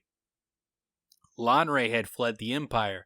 Lanray had gone mad. Some even said Lanre had killed himself and gone searching for his wife in the land of the dead. There were stories aplenty, but no one knew the truth of things. So, I think that's Rothfuss giving us some hints to what happened. So it's that, Lanre was, Lyra was ill, Lyra had been kidnapped, Lyra had died. So I think when you put together some of the things that Lanre says as Haley acts about he was betrayed, but ultimately he blamed himself for Lyra's death, I think somehow he got tricked, betrayed, people took Lyra from him and ended up killing her. I didn't pick up on that that he was betrayed, that he said he was betrayed. Yeah, it'll come up here in a second. I'll bring up the exact quote. Okay. But he says he was betrayed, but he ultimately blames himself. So I think maybe he did something. He went looking for something, searching for something where he should have known better. He made a mistake. Somehow he made a mistake. He also got betrayed. Lyra got killed. At some point, that's what we know. At some point, someone fucked him over. Is there a mention of Lanre going to look for knowledge that he shouldn't have tried to? Yes. Yeah, that'll come up. So we know also that, he does end up killing himself. So when they talk about Lanre killed himself and gone searching for his wife in the land of the dead, Celatos sees that he had killed himself not to go looking for her, but he was trying to escape the world. And so that's an aspect that I think is accurate to that rumor, which makes me believe that maybe Lyra was kidnapped and, Lyra obviously died, but I think she was probably killed. She was probably murdered. And that's what he's talking about when he was betrayed.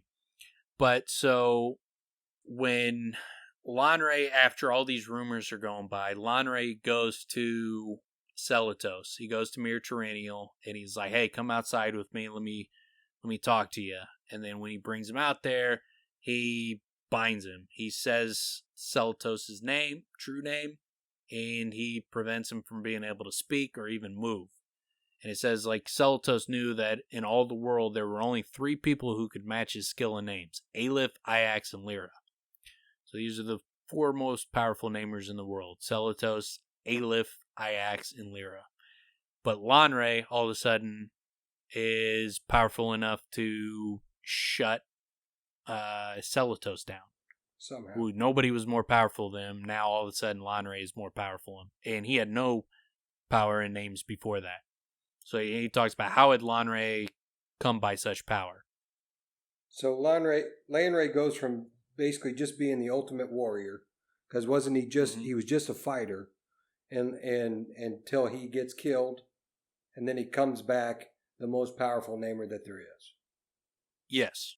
And I think the clue to this story is what happened is when Bass talks about, when Kavoth tells the story of going to meet in the Cathay. When he comes out of that, Bass is horrified that he talked to the Cathay.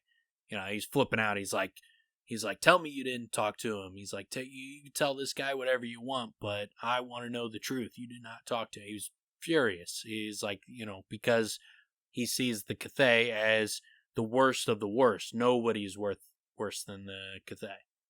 And he says, Iax talked to the Cathay before he stole the moon. I'll read exactly what he says. He says, not wrong, Reshi, catastrophic. Talking about, if after you talk to the Cathay, you'd make all the wrong choices. And he says, not wrong, Reshi, catastrophic. Jack spoke to the Cathay before he stole the moon, and that sparked the entire creation war. Lanre spoke to the Cathay before he orchestrated the betrayal of Mir Tyrannial, the creation of the Nameless, the Skamdeen. They can all be traced back to the Cathay. So I think what happened is somehow Lanre was betrayed. He made some kind of mistake because he feels guilty about it. He did something wrong. He got betrayed. Probably by the Cathay. Lyra got killed. He went and talked to the Cathay. The Cathay led him down a path to acquire this power. He acquired the power, was not able to save Lyra, but the power corrupted him so much that, he can't escape his pain behind any door. He can't even die. when he kills himself, he comes back into his body. He's burned back into his body. So the Cathay fucked him over and led him down a path to gain the power, and that power ultimately is what created Haliax. That's how he becomes Haliax, and that's at the point where he goes and meets up with Celatos, and he binds him. So can I hash out some of the speculation?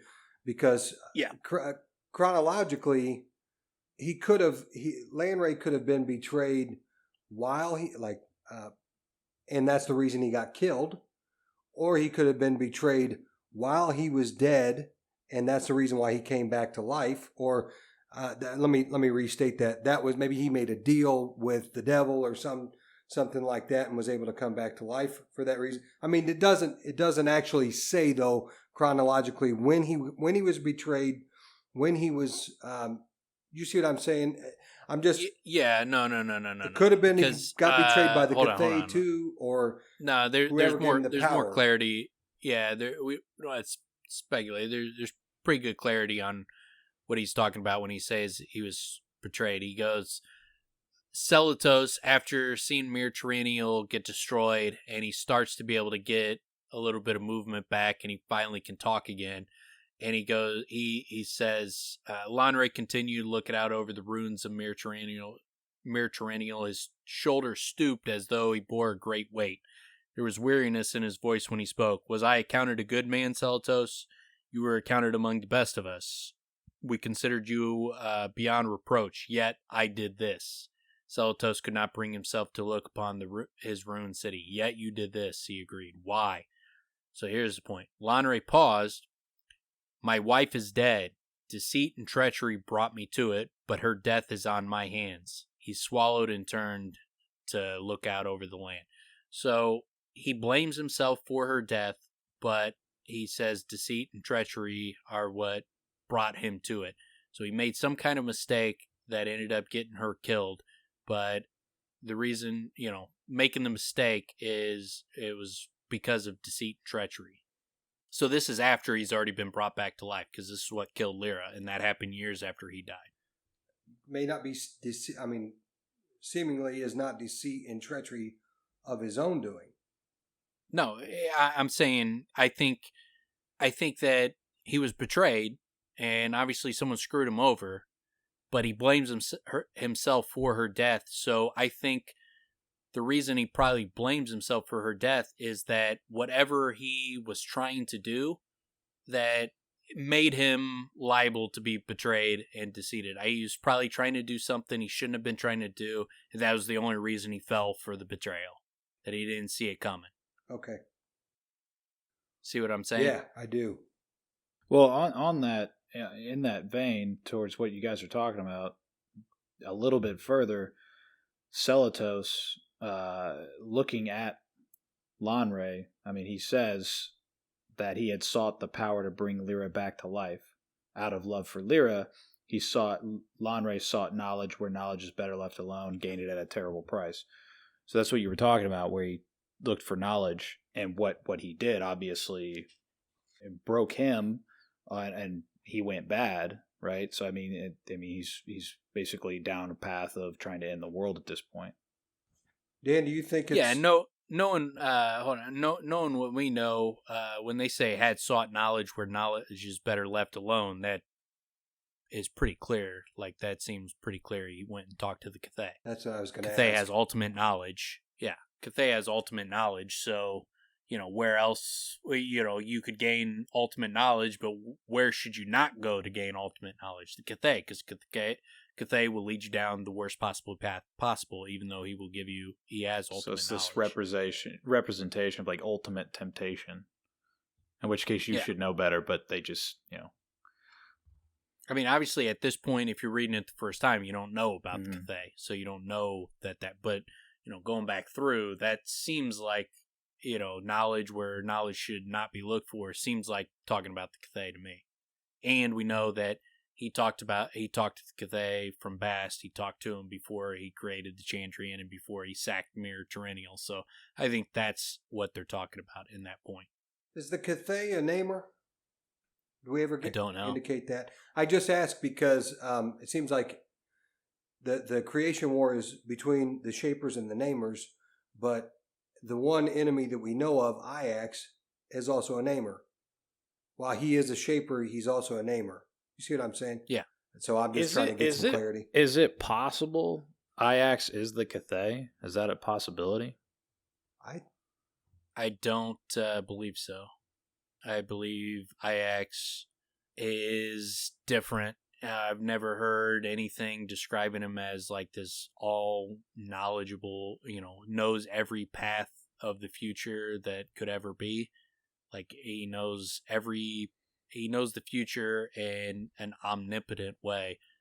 I've never seen anything that describes Ajax in that way, and I've never seen anything that describes. And Bass says Ajax talked to the Cathay. Oh, okay, all right. No, I mean the only reason I was kind of making a connection there was Ajax he's like, it feels like in these books he's a symbol. You don't see him much. He seems to have gotten locked behind doors, right? But in the Cathay, doesn't go anywhere. People go to the Cathay.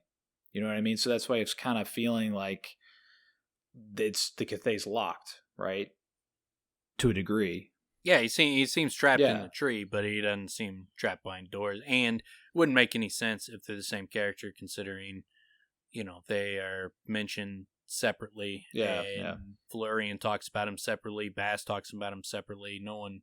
Yeah, the reason the reason that Ajax stole the moon is stated that he talked to the Cathay, and that's what led him to steal the moon. So I don't think they are the same person. One other part though I do want to bring up is, so kind of like hashed out, like, so the war went down. Lone was killed, brought back. They fought for a couple years. Something happened where he was betrayed. He feels like he's responsible though. Lyra was killed.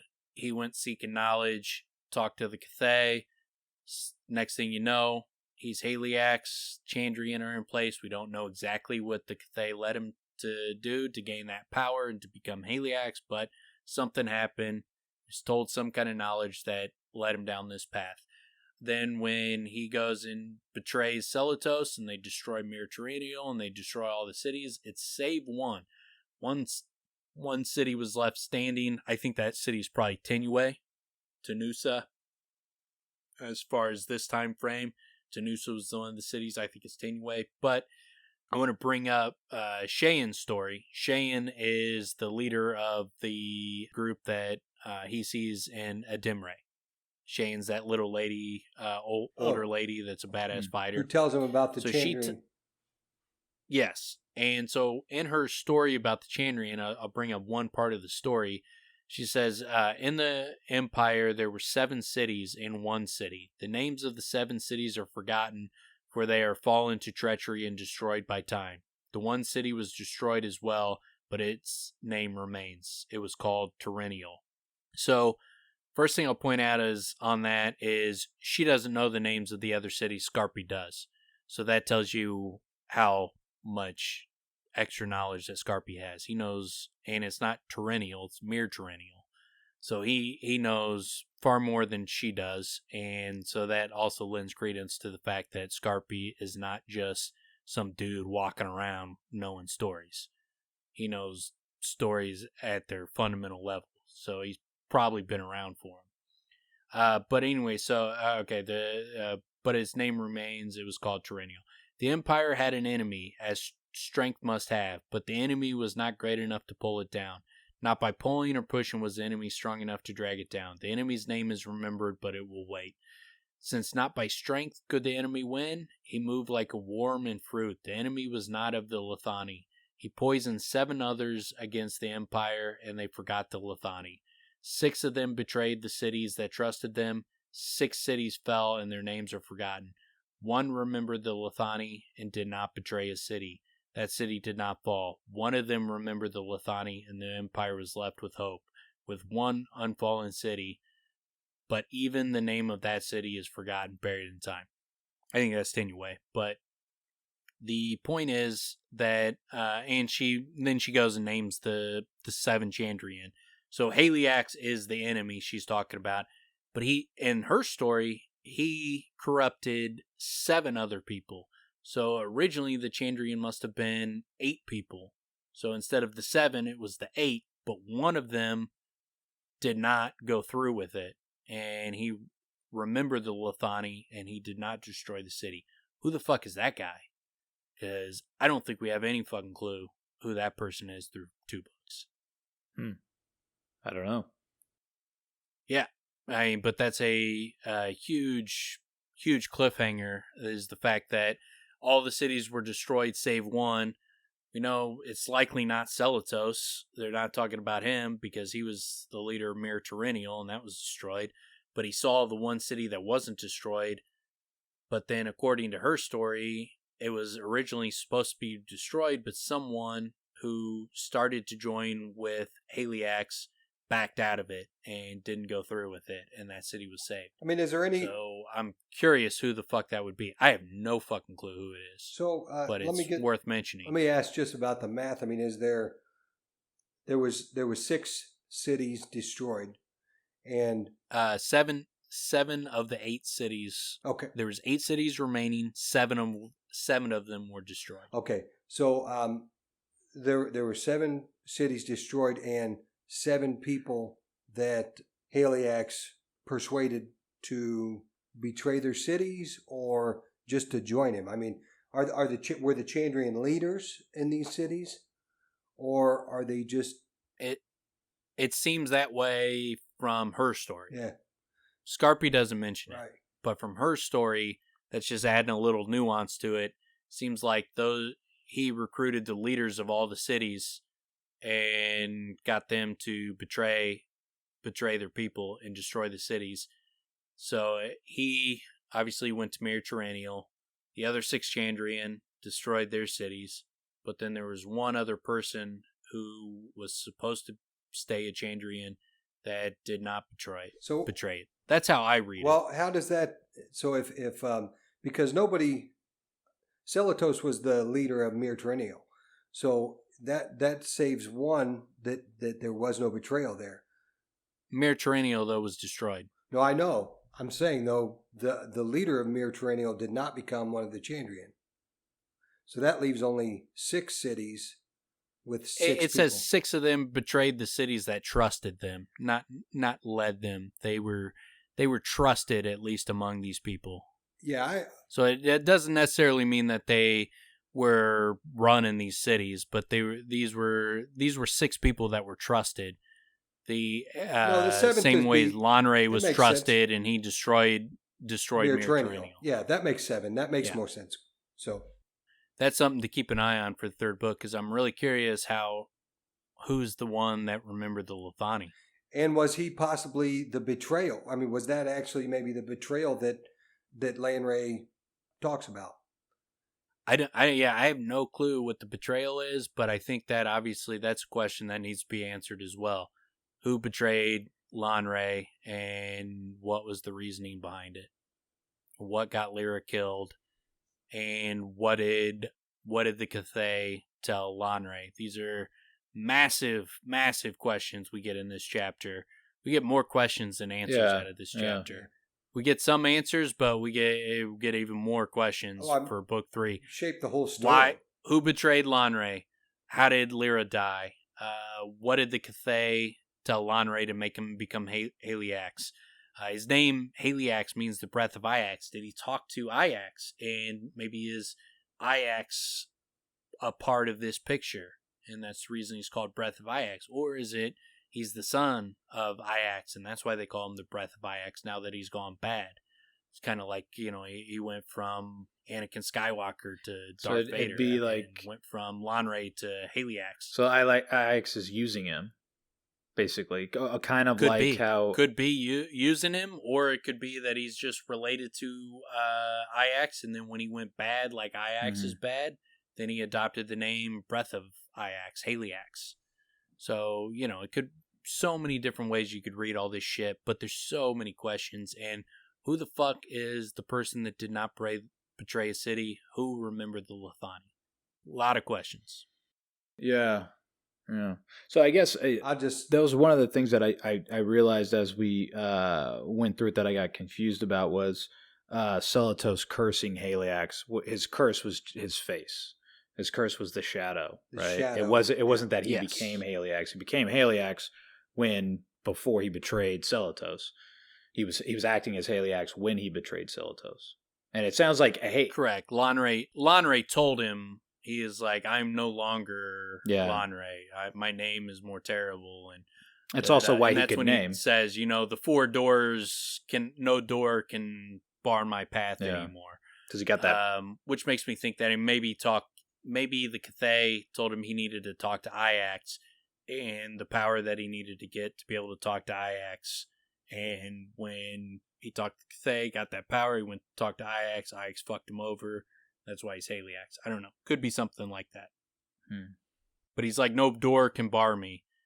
Doors of death, doors of forgetting, doors of madness, doors of sleep. Maybe the doors of stone can't. So again, it's that ultimate temptation. He gave in. And by giving in, he's now cursed. And the rest, it sounds like the rest of his existence, all he's trying to do is in the world because of how cursed he is. Yeah, and like there's the part in this chapter where it was like Celotos had heard the rumors and he was worried. He feared for Lyra's health, but more he feared for Lonray. Celotos was wise. He understood how grief can twist a heart, how passions drive good men to folly. So, obviously that's exactly what happened to Lonray. His passion and desire to bring back Lyra fucked up everything for him. And there's that folly. I knew Fitz was going to say it. I was going to say Fitz, and you got your folly something again. To it. There's something to it. Yeah, no, that's why I brought it up. I mean, it's because there is something to it. It's very similar to. It's the wise man's fear. The wise man's fear is folly. Right. Maybe. So there's and the last little parts of this chapter I wanted to bring up is the doom. Celotos spoke, "This is my doom upon you. May your face be always held in shadow, black as the toppled towers of my beloved Mir Terrenial." Obviously, that happens, and that leads credence to what the story that Skarpi's telling is. That's what Kvothe saw as a man in shadow. "This is my doom upon you. Your name will be turned against you, that you shall have no peace." Maybe there's something about his name being turned against him. Maybe when people know his true name, it fucks up his ability to accomplish his purpose. It tortures him. Something about it. That's maybe why he went after Kvothe's parents and killed him, because they learned his true name and they were saying it. So there's got to be some aspect of knowing his true name and Celotos' curse. There's got to be something to that. Can you say that second part of his curse again? Yeah, "This is my doom upon you. Your own name will be turned against you, that you shall have no peace." Okay. And he says, "This is my doom upon you and all who follow you. May it last until the world ends and the Tehlu fall nameless from the sky." I think the Tehlu is probably the stars. It's what Lonray says. Like, Lonray goes, "Lonray shoulders bowed. I had hoped," he said simply, "but I knew the truth. I'm no longer the Lonray you knew. Mine is a new and terrible name. I'm Haliax, and no door can bar my passing. All is lost to me. No Lyra, no sweet escape of sleep, no blissful forgetfulness. Even madness is beyond me. Death itself is an open door to my power. There is no escape. I have only the hope of oblivion after everything is gone and the Tehlu fall nameless from the sky." So it sounds like Haliax's goal is to end the world, create oblivion, and Celotos is saying that your name will be a curse upon you that will give you no peace until your goal is accomplished, until the Tehlu fall nameless from the sky. Saying as long as you're unable to accomplish your goal, my curse will be upon you. I thought the Tehlu were the followers of Aleph. I just thought they were angels. It sounds like, to me, it translates to star. It could be followers of Aleph, but I don't know what the fall nameless from the sky would be other than stars. Well, I was drawing, like, I thought they were using a connection between angels and stars as if they're the same. same thing. I don't know. The angels were created after this moment. So, Because that's the second story. That happens after all this happens. So there were no angels at this point. I'd like to throw out another little thing about Lanray. When he's talking to Celatos in this chapter, he says something to the effect of there is no joy, and he almost seems like his whole reason that he's for what he does from here on out is to save the world from pain, because in his mind there is no joy. Actually, it all blows away eventually, and so his plan is to destroy everything so that there is no pain, because it's all oblivion. Correct, yes.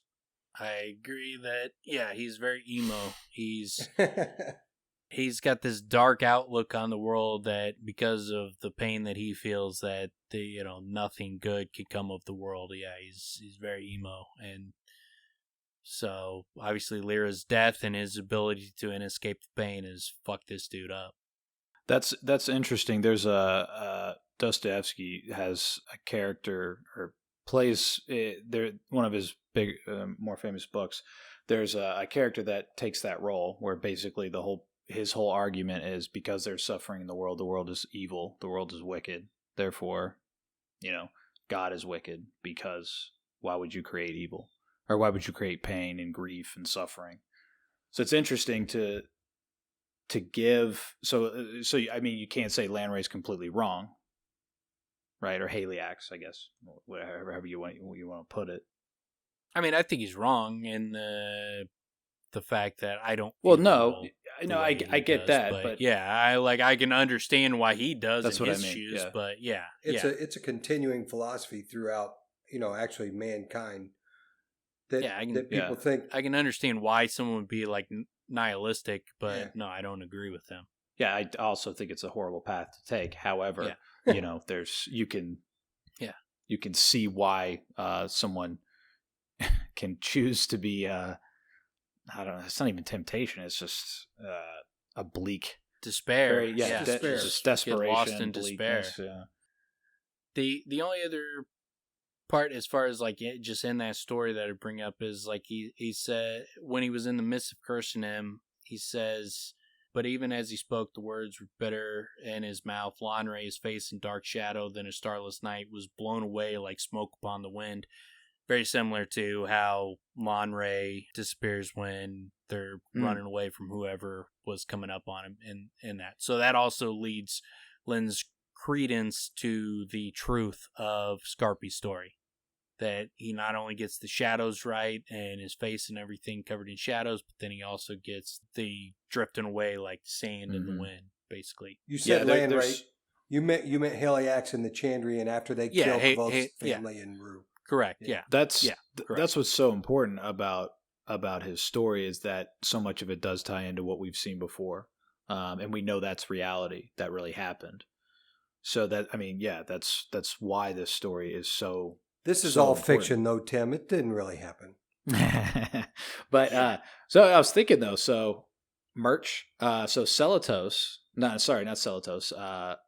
Haliax. Is just big frowny face. He's just frowny face. That would be him. He's the emo dude, right? Like he's bleakness forever, right? So he's could just have like a dark shadow, a hood over just a black face, except for like a white little smiley, downward smiley face, a frowny face, shoulders droop, just with a white line. He's very pouty. He's very pouty, goth, very gothic. Yeah. I like just that. A little pouty guy, little pouty face.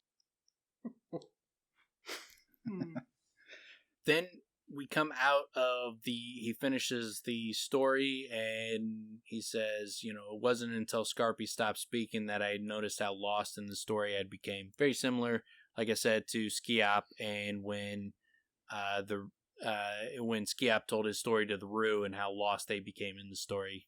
Kvoth noticed, same thing with Kvoth. He just got lost in this story. You also got the diamond blue eyes. When you mention that, there's a couple times, and they talk about his sea foam He made a kind of a cool connection where, because he calls him driftwood. He looks like driftwood, and then his seafoam A driftwood eyebrow. scarecrow. Well, and that's actually kind of the next he chapter, describes him as like a bum wandering the fucking roads. I mean, he describes Skiop and Skarpi very similar. Color of their hair, down to their color of their eyes, and down to their physical descriptions. It just seems like they're very similar. Seems like they're the same person, and his knowledge would make sense that they're the same person. But then he, I think, gives a clear clue of that he's there for Kavoth is when he talks about, I only know one story, but oftentimes small pieces seem to be stories themselves. He took a drink. It's growing all around us, and manor houses of the Sieldem and the workshops of the Sieldar over the storm wall and the great sand sea and the low stone houses of the Adem, full of silent conversation. And sometimes he smiled. Sometimes the story is growing in squalid backstreet bars, dockside in Tarbean. His bright eyes look deep into me, as if I were a book that he could read. So that's when Kavoth, after the story, goes up to try to give Skarpi a penny or a halfpenny, correct, and apologizes because he doesn't know the rule, and that's how Skarpi describes the truth. And then Skarpi basically winks at him like, I'm here for you. Well, and then like you said earlier, that if I were how he looks deep into him as if he was a book that could be read, that's a loading too. Yes, exactly. I was going to bring that point up. Yep. So exactly. When you were talking about Skarpi also being a namer, yeah, I think you're right. I think he's super powerful, and it's funny, man, because I didn't see that, but I eventually got to realize that with Chronicler. Now seeing it with Skarpi. And just not picking up on it initially, knowing there's more there, but then with these types of details, it looks pretty clear. Yeah, definitely. The only other part I had on that was, all stories are true, but this one really happened, if that's what you mean. He took another slow drink, then smiled again, his bright eyes dancing. More or less, you have to be a bit of a liar to tell a story the right way. Too much truth confuses the facts. Too much honesty makes you sound insincere. My father used to say the same thing. As soon as I mentioned him, confusing well of emotions rose up in me. So, obviously, we know Skarpi is admitting that it didn't happen exactly the way he told it, but more or less, that is the story. It's funny when he said you have to be a bit of a liar to tell a story. That whole thing you just read, it sounded like Arladin to me. Yeah. Like as he was speaking, and then he immediately says, my father used to say that, but it does definitely sound like when we got to hear Arladin speaking to Kavoth, it sounds like the way he would speak and the type of things he talked about. Yeah, I agree. Yeah, cleverly and with a different spin on, or a different perspective on what he's actually asking. Yeah, there's always an edge, and I like this whole thing with bigger application just to storytelling in itself. These are great, and the one that Fitz brought up about how or like a little bit earlier in the chapter or in this little section, there's no good story that doesn't touch the truth. Just those types of phrases are great, man. Yeah, true to life. I think that covers it for me on that chapter, unless you guys got any last thoughts you want to bring up. Well, I'd like to say that it answers all my questions, but that would not be the case. Yeah, no, it brings up more questions than it answers, yeah. But I'm ready for 27 when you guys are. All right then, chapter 27, His Eyes Unveiled. So Kvoth is glowing after Skarpi's story, but something's eating at him and he can't really pinpoint it until he's walking past a hooded Talon priest one night, or I believe it's the same night. That kind of reminds him of something, and he realizes that it's Haliax, and then Cinder, and the Chandrian, and his parents getting killed. Kvoth flirts with the idea of avenging his parents then, and that moves him into chapter 28, because he kind of falls asleep on that notion, and then he wakes up to one of the bells going on, which makes him realize that he's late for Skarpi's next story. So he sprints down to dockside and walks in on the story of Celatos and Aleph. And we're going to get into that, but I'll just mention that at the end of that story, Skarpi gets taken out by armed guards and calls Kvothe by name. Yes. So with chapter 27, the big thing of that is after hearing the story we just discussed, the doors start to open up in Kvothe's mind. He's starting to wake up. Like, this had a major impact on bringing him back into being Kvothe again, instead of this street urchin who's not himself, doesn't have any of his powers, doesn't know anything about sympathy. He's starting to wake up. It's all starting to come back to him. Yeah, he's happy. He's even like, you even can hear like joyfulness, and he's anticipating that he's going to have this story. So anything that bothers him, he's like, yeah, but I got stories coming. So it's like he doesn't care. It's like, because he has that to fall back on. And then he treats himself, right? Like, he buys food he wouldn't usually buy. He has like a good meal. It's pretty great, man. I mean, the chapter, and we haven't had, chapters like this in so long, because again, Rothfuss took us through with him where he's living like a rat in Tarbean. It's awful. It's terrible. And it keeps getting worse. Even though he's getting acclimated, it's still horrible. And then this chapter is a piece of, oh yeah, I was happy at one time. Yeah. I used to live for other things. And that's that wakefulness coming out. And then he starts to ask those so important questions that are going to lead him through the rest of his life. Yeah. He finally starts to wake up. And then when he sees the Tehlu priest with the hood over his face, when he sees, he can't see his face, he just sees the shadow, then the doors really open up, and then he remembers Haliax, and he remembers Cinder, and someone's parents were singing altogether the wrong sort of songs, and remembers Haliax as the shadowed figure, and then it all slams into place that Lone is Haliax. The story Skarpi told, it's real, is the origin story of the man and the group that are responsible for killing his parents. And it all just, boom, snaps into place. It's beyond epiphany. Yeah, that realization is just massive. That realization itself seems to wake him up even more, even though he falls asleep and then doesn't wake up in time to hear the part of the story that we really want to hear. So what I found really interesting that definitely jumped out at me this time around is he's thinking about, all right, so then what do I do?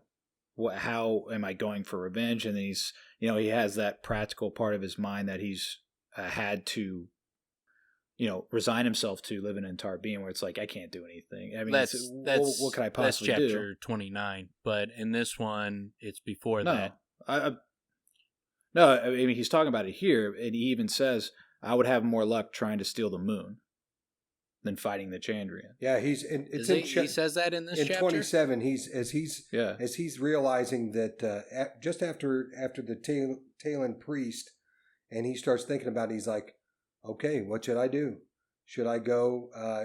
Now in chapter 29, you're talking about when he starts thinking about if he should incorporate the Amir to help him, or the university. Yeah, you're right. You're right. But here he's thinking about, man, I'm going to have to go, or I might go kill them. And he thinks you're right. I'm mixing foolish. up in chapter 29 is when he starts thinking like, okay, there's other people, I got to go search out them. Okay, yeah, no, I got you now. Yeah. So is that a wink? I would have more luck trying to steal the moon. Yeah, kind of. It sounds like fucking Ajax. Obviously, he doesn't know about Ajax at this point. And anytime anybody's reading it for the first time doesn't know about it. But yeah, Ajax stealing the moon is the start of the creation war. And so yeah, it kind of seems like Rothfuss is giving a little wink to us. Yeah, that's what I mean. Yeah, that's what I was.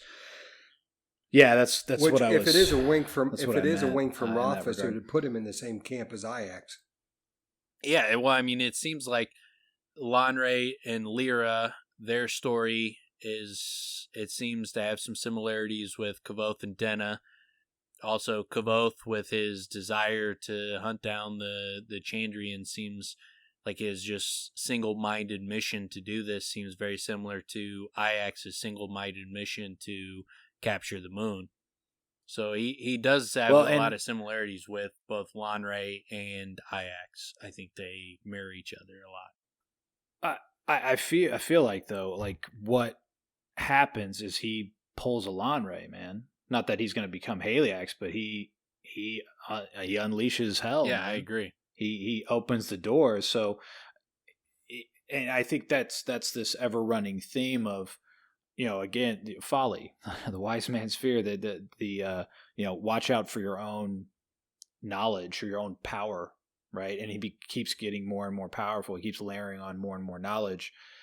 He sees a door that he knows he shouldn't open, but he can't help himself. Yeah. There's a box, and he knows he can figure it out because he's that capable. And he can't let a puzzle not be done. Yeah, I think the fact, his stories mirror Ajax and Lanre. There's mentions of folly in reference to Lanre. He names his sword Folly, and when they're talking about the sword, it's clearly like, why the fuck did you do whatever you did to get this sword? So there seems to be some clear mirroring that Kvothe has a similar trajectory of Lanre and Ajax, although it doesn't seem like he broke bad. It seems like he fucking just regrets what he did and tried to just disappear. That's one of the things that I think his time in the Fae helps us to realize, is that he does have the power to control himself. He sees, you know what I'm saying? Like his ability to get out of there, because apparently nobody else has. I think that I think the room might have something to do or be from the Fae, because that's the only place that he's had that kind of control. When he controls Felurian like that, every other time that he calls the name of the wind or anything like that, he's completely out of control. Whereas when he's in the Fae, he seems to be, at least in that moment when he's fighting Felurian, completely in control. Well, he also has control when he calls the name of the wind to breathe it into Denna's lungs to help her breathe again. And then when he calls the name of the wind in Edimre, he uses it to still the leaves. Like it's not like he's using these for evil purposes. And then when he calls Felurian's name, he's like, I could kill her, like just ripping a piece of paper, basically. And he's like, but he doesn't do it because he's like, killing her, it seems like it would just be this massive loss to the world. The world would be a less beautiful place without her in it. So he still seems, even in the throes of his great power, he still has his humanity about him. And he wants to do her again. Yeah. I was going to say, it seems like... I was going to say, it seems like it's that sleeping mind, though, as well, right? He's realizing how to utilize it more, or access it, and to live within it. And it seems like when he's in the Fae, he's living in that sleeping mind. Yeah. Right? It's like and then as he goes on, he's slowly learning how to use it, how to adapt within it, I guess. I don't know. I love that whole motif. I think it's great. The idea of, I don't know, it's like a calm presence or something, but it's also like another plane of like psychological existence. Yeah, you definitely get like just the sense that Kvothe has got an immense amount of power. He's got some similarities to Ajax and Lanre, but going through the first two books, we also get a sense of his humanity, his desire to be a good person, to do right by the world. So I don't think that he goes down the path that they go down. I think he makes a mistake, and I think he's a tragic figure, but I don't get the sense that he completely breaks bad. But along that point, Dan, maybe he hadn't broke bad yet. Yeah. Could be. I hope that's not the path we may have down. the betrayal, whatever has happened. We may have had the betrayal, or maybe the betrayal hasn't come up yet. Maybe Bast betrays him. That's the way it kind of seems at the end of book 2. But either way, maybe he just hasn't broke bad yet. That's we're all seeing the mirror of especially him and Lanray. So at some point, and we don't know what that in between is in Lanray's story yet, and we don't know what it is in Kvoth's story yet. Yeah. That also gives us one some. second before you go on to that. Just so it's clear for the audience what Fitz is talking about when he says that Bast possibly betrayed him. Bast is the one that sicked the two soldiers that come into the bar and beat the shit out of him. Come in asking for change, and then they just beat the shit out of him. It turns out that Bast is the one that got those guys to come in. At the end, though, Bast goes and, it seemingly murders them for what they did. But okay, go ahead with whatever you were going to say, Tim. I forgot. All right. Well, I don't know. We were talking about how Lanray's. Oh, yeah. So, no. Yeah. I mean, it gives us the similarities between Lanray and Kvoth, and maybe he's betrayed. If he's going down that path, it also gives us something to fucking root for, man, because we don't want him to do that. We don't want him to break bad. He's going to be tempted, and he's got all this power, and he's got this opportunity. He's got this obstacle that he's going to have to deal with, that he's dealing with. And I think, I think the conclusion that I've come to, or at least that I think is the most likely, is he has to make a difficult choice. He makes the choice. It's regrettable. It creates a lot of despair. The world's in a worse place for it, but he's living with that, right? And he's not living great with that either.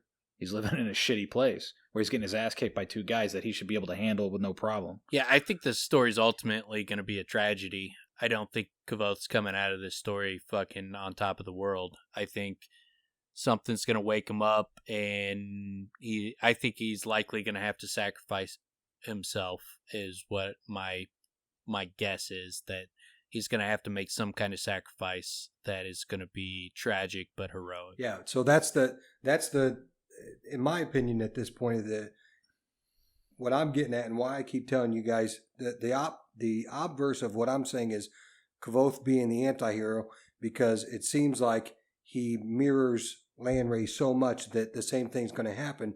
But I think that the light at the end of the tunnel is the Emir have set themselves up to deal with this thing, and we're seeing the same kind of cyclical patterns going on, and the hero figure somehow, and we're getting ready to miss the piece of the story that we're missing again with Kvoth.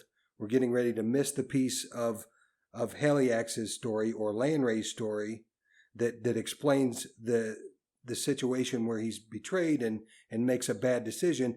And again, we're at that point at the end of the second book with Kvoth where we don't know what has happened. And so whether it's happened already or not, there's a chance, because we don't know it yet, that Kvoth could overcome that with the help of the Emir to, and I think that that's what it boils down to, is Kvoth going to be the one that overcomes that negativity and be an actual hero, or is he going to fall into the same trap as Lanray did and become somebody who destroys the world again? I think it's interesting to also consider what we've talked about a few times, or at least I have, with the faithfulness, where if he's a piece that fits and they know his future, right, and they're utilizing him in that way, then they know they're choosing him because of his humanity, as we've spoken of.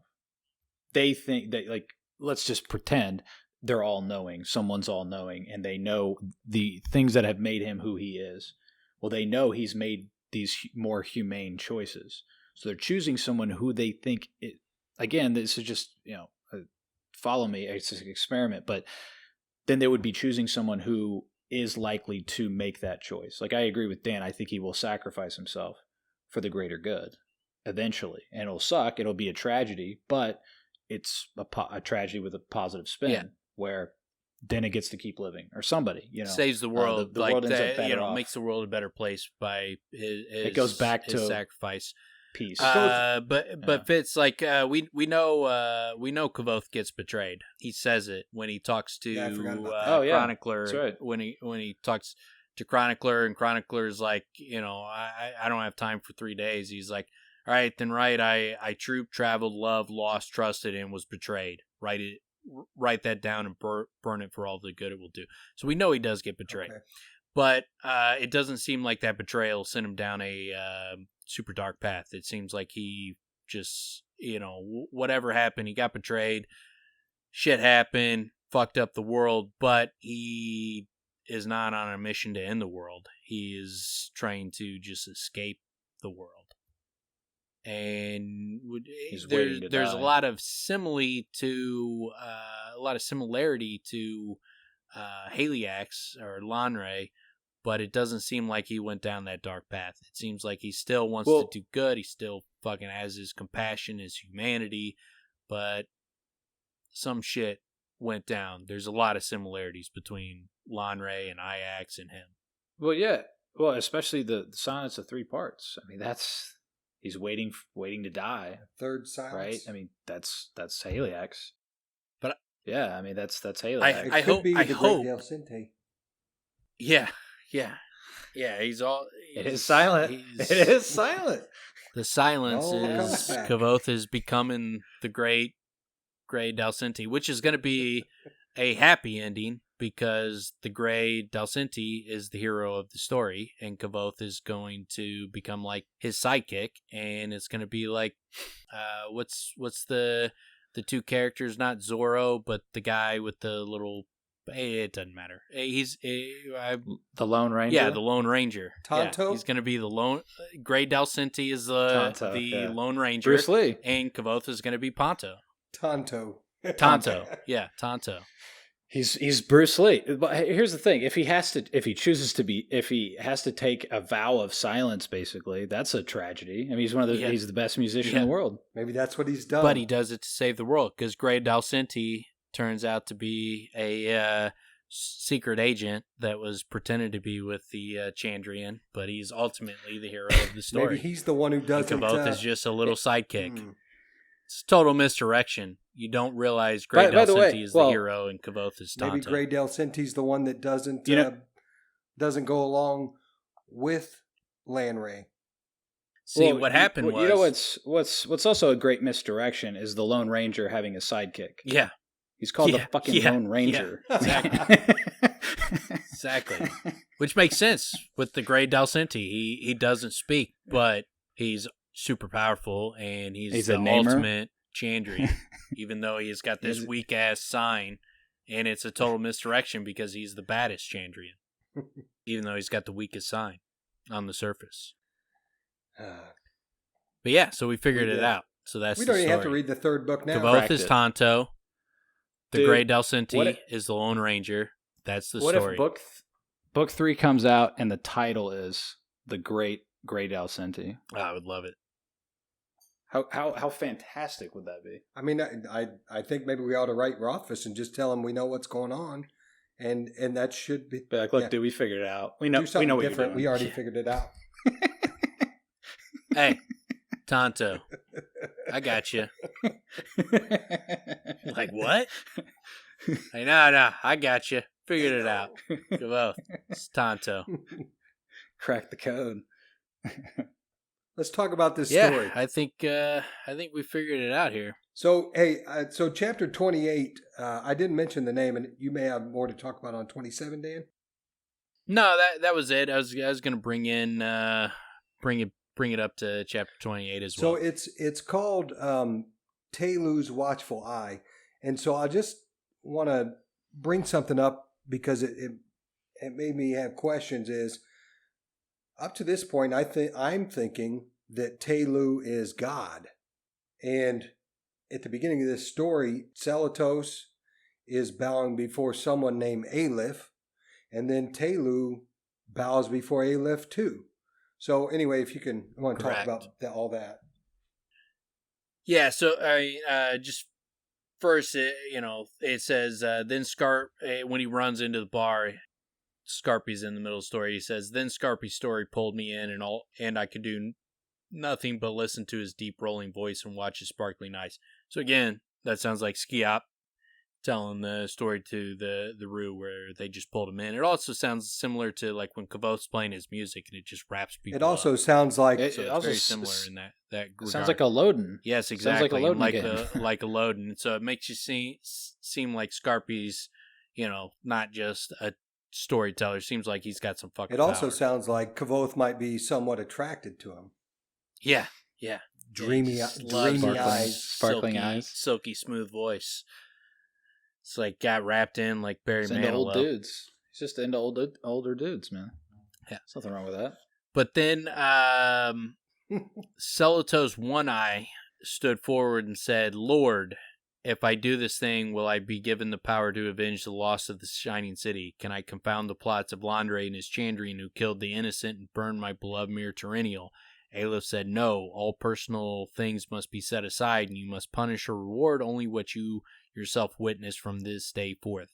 Celotos bowed his head. "I am sorry, but my heart says to me that I must try to stop these things before they are done, not wait and punish later."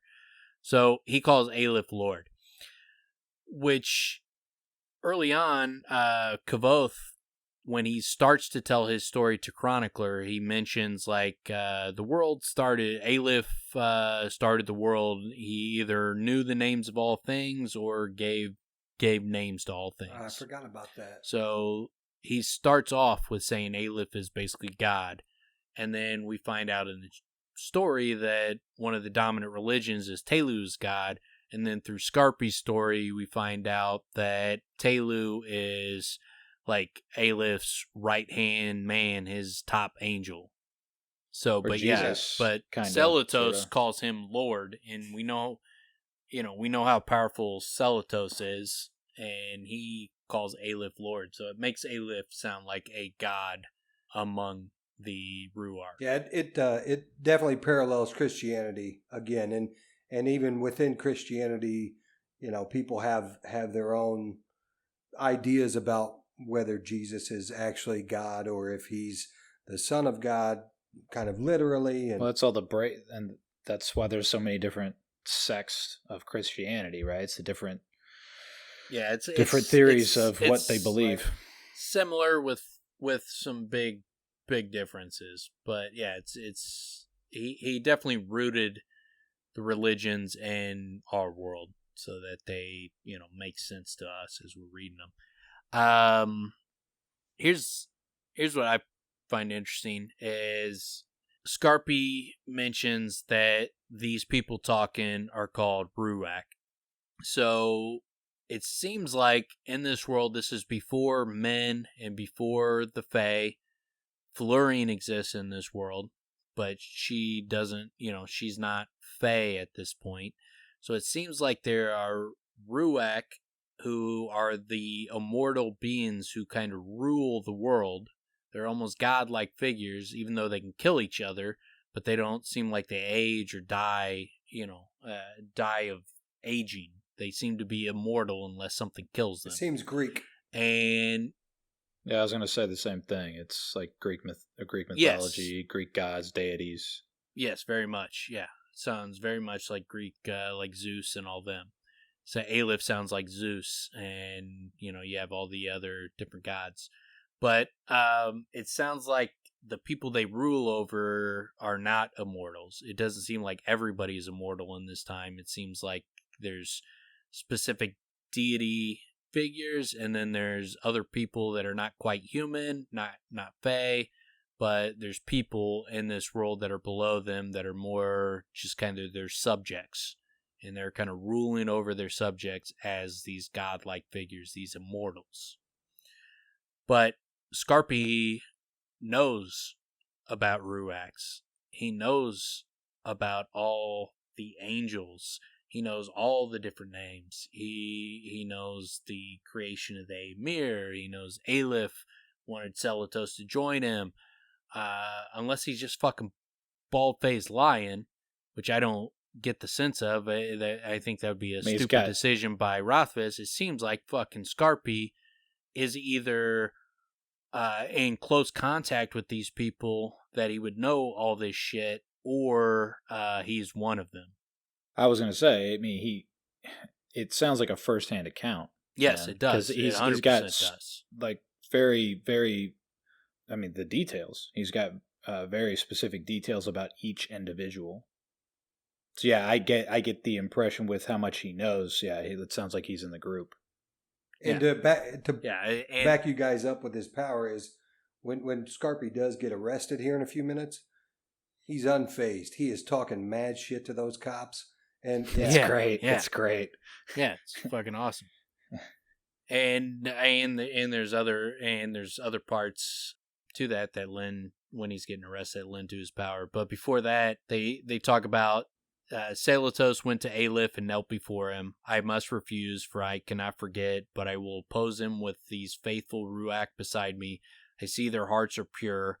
We will be called the Amir in memory of the ruined city. So Amir, Mir Terrennial, Mir, Amir. We will confound Lanre and any who follow him. Nothing will prevent us from attaining the greater good.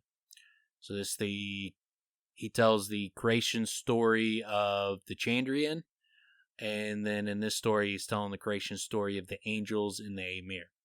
So, and then can I pause you real quick? Go ahead. And I know that what I'm getting ready to ask is not answered, but I think the big question is, okay, so all of a sudden Aleph is surrounded by all these different angels or mortals, whatever we want to call them, and Aleph is asking or has asked Selatos to do something, and Selatos says, I'm not going to do that.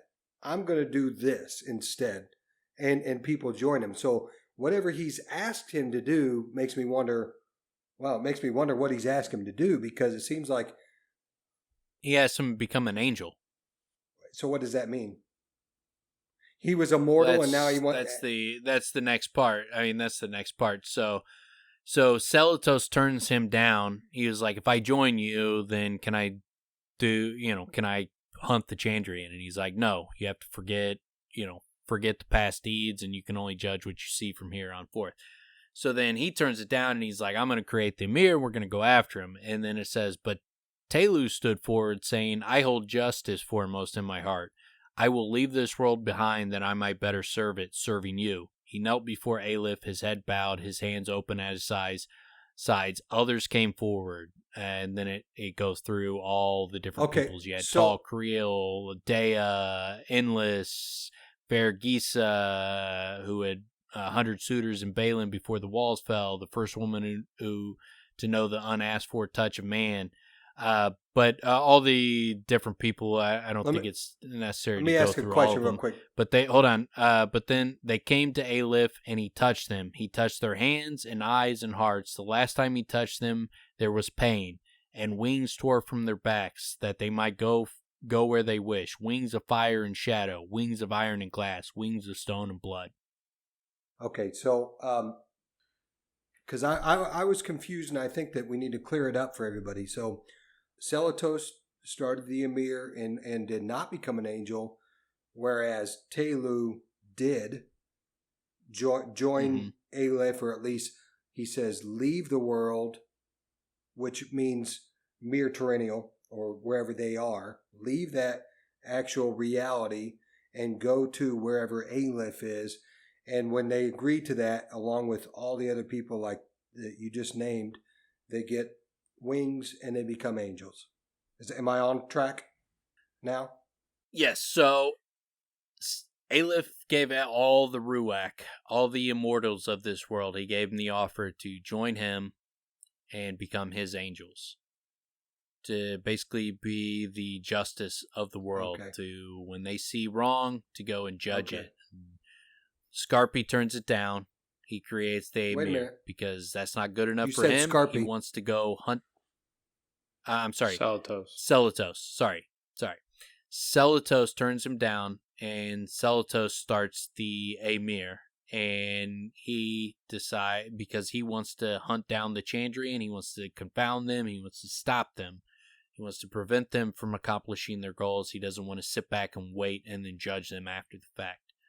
And Tehlu joins Aleph and becomes an angel, and so do a number of others. The two that we get mentioned in the story later on. There's Ordal and Andon are two of the ones that we get mentioned later on. Like the girl that gives him the picture of the Chandrian with the Amir, like the Amir guy, she wrote she did the drawing in the Book of the Path, their Bible, and she scratched out all the words, except she didn't scratch out the names of Tehlu or the angels. And the two angels she didn't scratch out were sitting over the Amir's right and left shoulder. One was Ordal and one was Andon. So we get them mentioned here in this book. They're mentioned a couple of times. Martin also prays for him. He was like, when Kvothe is going psycho mode, stabbing the dead body to kill the other sentries, when he's fighting who turned out to be Cinder, when he's stabbing those, Martin is praying, and he's like, I pray to Tehlu, and, who is Minda, who is you? I pray to Imperial Poontang. I pray to Ordal and Andon. So those are the only two angels that are mentioned, multiple times throughout the book. But there's a number of angels that join Aleph. So it's all the Ruach though. I'm sorry, I just want clarity. They're all Yes. the Ruach besides Aleph.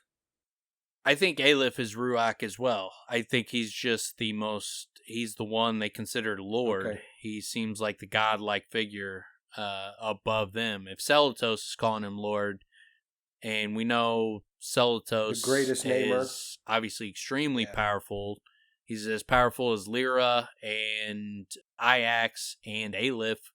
Like, he's as powerful a namer as Aleph, but he calls Aleph Lord. It seems like Aleph might be like the god amongst gods, Zeus, compared to the other gods. So the Ruach are the original people, not necessarily man, right? But they're like the original people of the I don't world. see them The as original people. gods. I see them as like gods, like the Okay. original Greek gods, and they ruled over the people, and they used to be on the world with them, ruling them, but then they left, and then when they left, like maybe some of the because it talks about some of the Ruach went with Aleph and became angels, some went with Celatos and became Amir, and then some did not want to get involved in that shit, and they went a different path. I think some of them went and intermingled with the non-deity figures, the mortals, and they created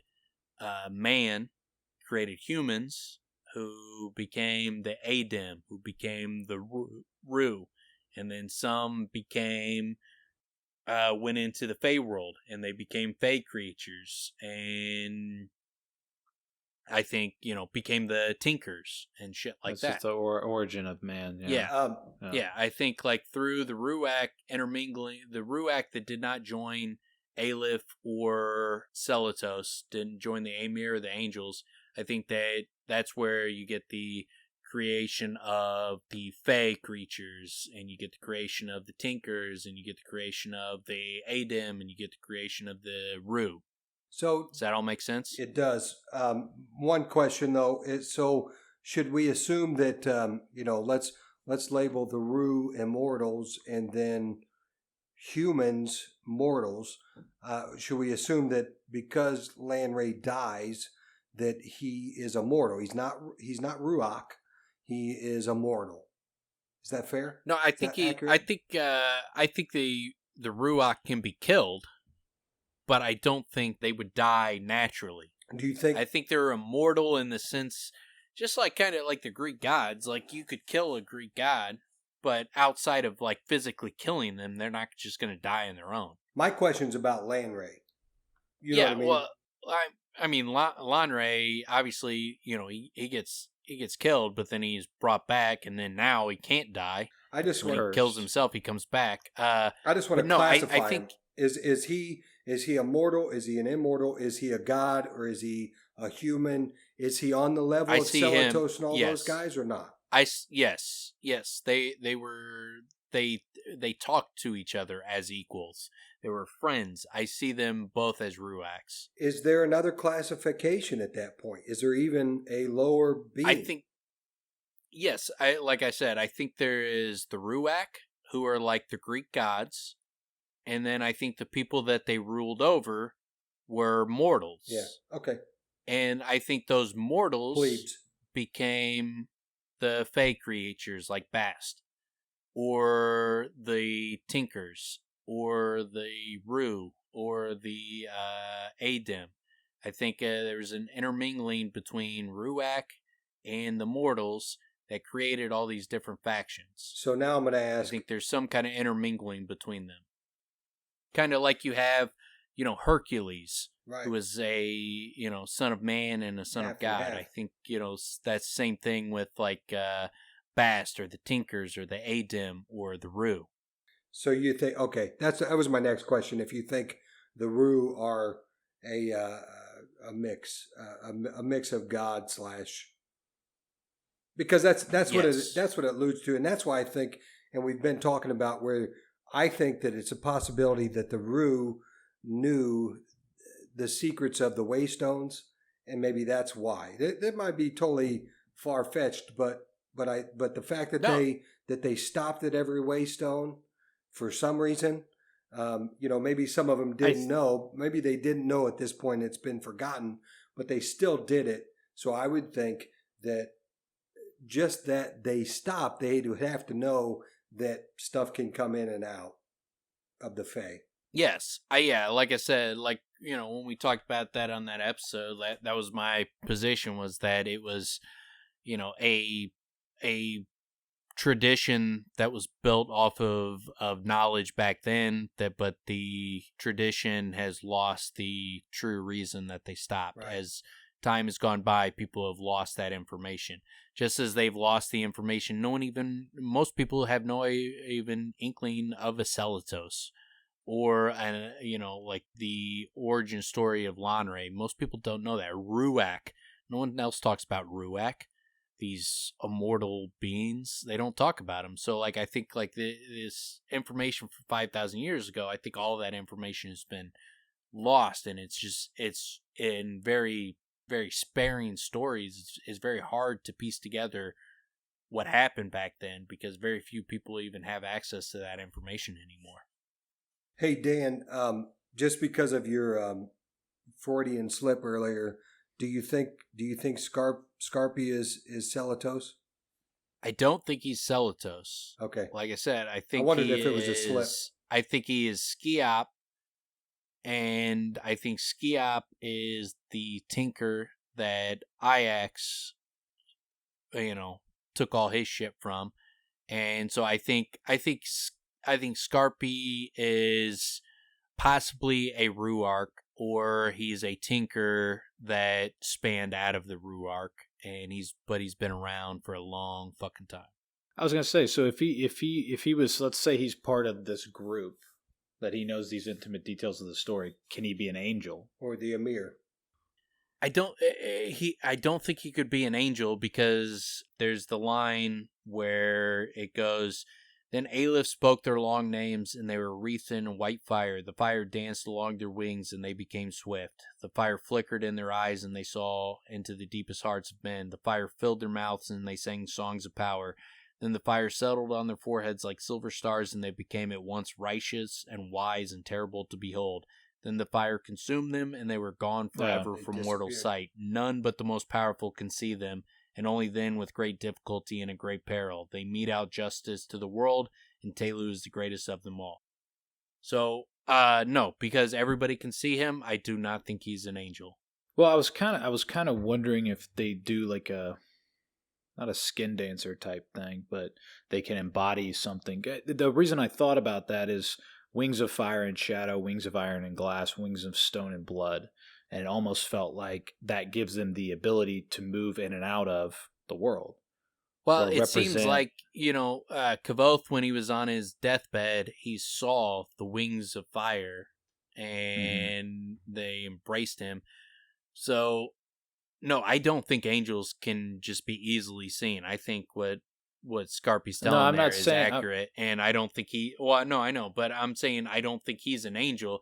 But I think the Emir could be very similar, because they did not choose that path. They could be similar to the Chandrian, where Cinder can go out into the world and recruit a bunch of miscreants to go and waylay the mayor's, his tax collectors, and he can go and steal their shit, and he can intermingle in the world. So I think the Amir, the Ruach like Celatos, I think they could probably intermingle among just regular humans and be hidden in plain sight. I think so. It's more likely that Skarpi, if he is a Ruach, that he is one of the Amir than he is one of the angels. I don't think the angels can be seen easily. I agree with that. I'm devil's advocate because of, and again, the Wings of Stone and Blood is something that to me hints at they can choose to be seen. It gives them an option. It gives them an option to move in as fire or shadow, move as iron or glass, move as stone or blood. That's kind of what that hints at, as far as I'm concerned. I still think it definitely, to me, it would make more sense to argue for Skarpi to be a part of the Amir rather than Angel. It's just those details about the wings makes me think there could be more to it. Yeah, but he sees the wing, but he doesn't, like, when he snaps to, he doesn't see it anymore. But then, like they say, none but the most powerful can see them, and only then with great difficulty and at great peril. Yeah, no, I yeah. So I mean that, unless he's lying. No, that's not. I'm not saying. I'm not trying to dispute that. What I'm saying is, I feel like they have a choice, or they're given the ability by these lines about wings of fire and shadow, wings of iron glass, wings of stone and blood. It makes me feel like they can move in and out of the world and influence things. I'm not saying that necessarily they can be seen. They definitely can. Advocate. They definitely are able to move in the world, but I think they are moving in the world like, angels in our world, would be, in the sense that angels in our world are moving around the world. They're influencing things, but no one can see them influencing them. You can't actually see you can't see the angel Gabriel influencing the world, but according to, the religious texts, those angels are influencing the world. The devil is influencing the world. All these things are influencing it on a level that us as people cannot see. We don't see angels with the naked eye. Or occasionally, so I think that I think it runs parallel to our world. Yeah, I mean, like, okay, but he says you can see him. It's written in the book that you can see him, just at great peril and difficulty. Yes, none but the most powerful. I'm just talking about, like, the average person is not going to be able to see an angel, even though the angels are working their trade. Tehlu is punishing people, and I think there is a sense that he went down to Imperial Poontang and impregnated himself in her and became Minda. I think that probably something along those lines happened, where he was birthed into the world through her. But I don't think that you're just seeing Tehlu or any of these angels like on a normal thing. I think they're just hidden, working their magic through the world behind the scenes. Right. I'm with you, Tim. I understand. The description. What about Clarence? Clarence? It's a Wonderful Life. You ever seen It's a Wonderful Life? Yeah. No. What about him? When the angels get their I don't wings, know what you're talking about. about. When the bell rings. That doesn't have relevance to this book. It's all part of the world. I've never seen it, so I have no idea what you're talking about. You've never seen It's a Wonderful Life? Merry Christmas! No, it because everybody blew it up, like, all through the years, everybody's like, oh, you gotta watch It's a Wonderful Life. No, it was one of those things, like, out of spite. It's like, well, I'm not gonna watch it. What Tim watch it. That's what we learned about. Movie. We learned about the depths of Dan's spite on this episode. Yeah. It goes deep. Are you referring to, Tim, though, when a bell rings and an angel gets its wings? I'm saying an angel is embodied by Clarence. Yet, and he's in the world. People can see him. I'm with you, audience. I have no idea what he's talking about. And this dude's old as shit. And You're just dealing with some old people that talk about their old movies. So it's not like Harvey. Right, we're Harvey like 100 is years where old. Jimmy Stewart is the only one that can see the White Rabbit. It's different, and It's a Wonderful Life where people can see Clarence. Oh, is that right? Dude, you guys might as well start talking about musicals. You're just losing everybody. Nobody watches musicals anymore. Nobody watches these old ass movies. Dude, we got fucking King Killer Chronicles. Like, who the fuck is going and watching these old ass movie, black and white movies with this terrible videography and terrible acting? You know what? I'm going to hop off the podcast now. I want to remember Clarence, and I'm going to watch the rest. Yeah. Wonderful Life right now. Get ready really for fucking Christmas. Dive into that and really fucking see how it ties in. Dang it! Now I think Dan doesn't like the title because of his pessimism. He doesn't like It's a Wonderful extremely Life. He's so spiteful. It's not a wonderful life. It's the it's very emo of him. He hated Have a Nice Day Cafe too. He's channeling his Land Ray. Oh. Black and white stupid movies. Get some color. Dang it, I had something too. Go, Dan, start talking. I'm trying to refresh my memory of what we were talking about. Well, hold on. Here's a. I did want to bring this up because the fact that he talks about how that you can't see these angels without having great power or under great difficulty. I think Kavoth saw an angel when he was on his deathbed. Yeah. And we just talks about talking to gods. Chronicler mentions that he killed an angel. So I think that's gives a signal that Kavoth is one of these dudes with great power. Now, wait a minute, Dan. That he does end up seeing an angel. Doesn't Chronicler actually say that he fights an angel? He fought an angel, and then he's like, this is the man, that the face of the man who's killed an angel. No, he says fights an angel, kills a demon. No. He tricked a demon to get his heart's desire and had to fight an angel to keep it. This is the face of a man who has killed an angel. Okay. That is the three things. So, fight an angel and killed an angel is what he mentions. He just says tricked a demon. But it talks about that he saw an angel, and it also talks about, like Kavoth says, he spoke to gods, which makes me believe that he eventually runs into Tehlu, and he's obviously, if Skarpi's right, he has to be extremely powerful. But one of the main reasons I wanted to bring that up is when Skarpi, after he brings that part up, and he's like, Tehlu is the greatest of them all, that's when the Tehluan priests jump in and are like, that's enough. We've heard enough of this heretical story you're telling. And they start beating the shit out of him. Skarpi tells them, it's not as if I expect you to bound off looking for Haliax in the Seven yourself.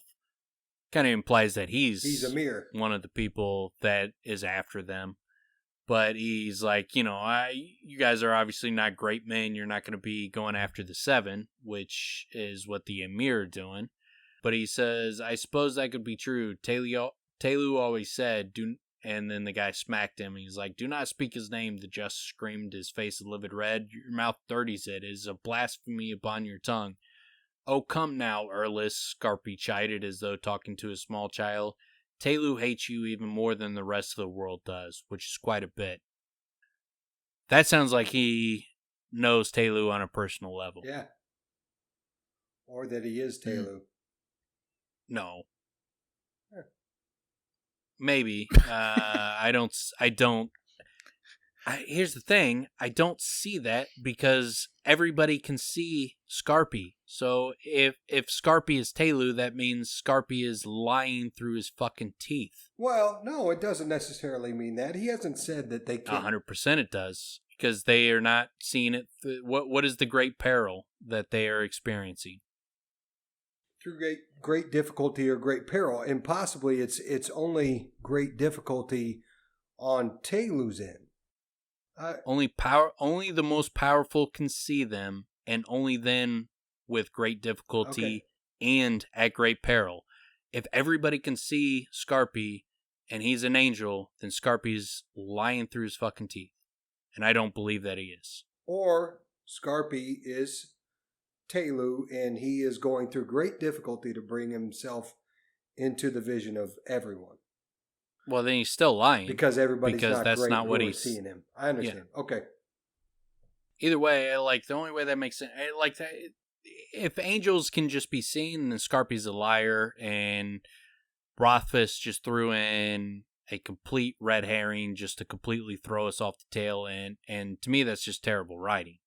Well, like, if Skarpi, if Skarpi's tail, like, could be massaged and it could be a little bit different, but when you're just point blank saying only the most powerful can see me, and only at great difficulty, and peril. Only at great peril. That's the thing. That great peril is the... Yeah, it cannot be just that angels are just easy to be seen after that, after you say that. Great peril is the only thing I can't explain away. Unless you write in something else that says Skarpi's a fucking liar, but he never does. And in Skarpi's other tales, like, give some evidence that he's telling the truth. Okay, well, what about this? What about this story of Canis? Do you think that that's all bullshit, or you think that that happens in heaven? No, like I was saying on last episode, I think... What if Minda is still alive as Tehlu? Maybe that happened... Could that have happened after this, where, yes, Tehlu joined and became the greatest of the angels, then went back and became Minda? No. Like I was saying last time, I think what Trappist's story tells is it sounds very similar to the first story Skarpi tells. But it also seems like it's something that happens long after Skarpi's story. That it's almost like the Chandrian have tried to end the world multiple times, and they got close multiple times, and the second story, that Tehlu is the one that stopped them, or maybe Tehlu had something to do with putting the Cathay in the tree and stopping the Chandrian and those kind of things. I think it lends credence to the fact that these stories are cyclical, but I want to get you guys off the idea that the angels are easily seen just walking around among us, because there's no evidence for that. I was never saying they were. What I was saying is they may have a choice where they choose to be seen. Mm-hmm. Like, if so, again, I'm saying I think I could see it be arguable that Skarpi could be an angel, and he is selecting now to be seen as Skarpi. He's taking this role himself. And he's some other, and maybe his name's not Skarpi, maybe he's an angel with a different name, but he's utilizing this role in this position to move Kvothe along. I'm just saying it's the biggest part that I'm trying to make sure I reiterate. I'm really, more than anything else, just doing the devil's advocate thing, because I was lending importance to the way that they described the wings, and I thought the way he described the wings made it feel like the angels have the choice, have the option to move in and out of the world, move in and out of the world as objects, as having influence in a multitude of ways, amongst them being, what was it, blood and bone, or something like that. Stone and blood. It's tangible and living. That's why. Yeah, that's what made me. It's tangible. Yeah, but right after that, he's like, but then they're burned completely out of the existence, so out of the sight of men. So I do believe they are tangible things, but I think they are so powerful and they transcended human, even a form that humans can even comprehend or can see. That makes more sense to me than Skarpi is just fucking bullshit. No, I know, and I agree with that, and that's why I would see even an allegiance to angels being stars or something, because we don't really understand what stars are. We have our, there's a scientific theory about what they represent, but put yourself in a world where you don't have astronomy, right? And you don't have, high telescopic lenses, and you're not able to really tell what those are. You're just this thing up in the sky. And they tie angels into things like stars and that type of thing. You know what I mean? So like intercelestial power. But again, Dan, I want to just hash it all the way out. So speak to Tehlu becoming Minda. If or do you take that story as a total fabrication? Him and his role with Canis. I mean, did Tehlu actually live? Was he Minda? Yeah, I mean, I'll re-say what I said. I think that this story mirrors the story Skarpi told, and I think it's either the same story told and from a perspective of they don't understand the truth, so they're mixing up aspects of the story and telling a mixed up story, or it's that this story of Tehlu happened, but it happened well after the fact that Skarpi's story happened, and it is that the Chandrian have almost accomplished their goal a few different times, that maybe it shows that Tehlu is the one that put the Cathay in the tree, and the second time that the Chandrian almost accomplished his goal, maybe Tehlu stopped him. See what I'm saying, though, Dan? It's the same thing. See what I'm saying, though? It contradicts what I've said. It contradicts if Tehlu, if it is the second case where it happens way further and Tehlu is the one who does all these things and puts, then he's a tangible person.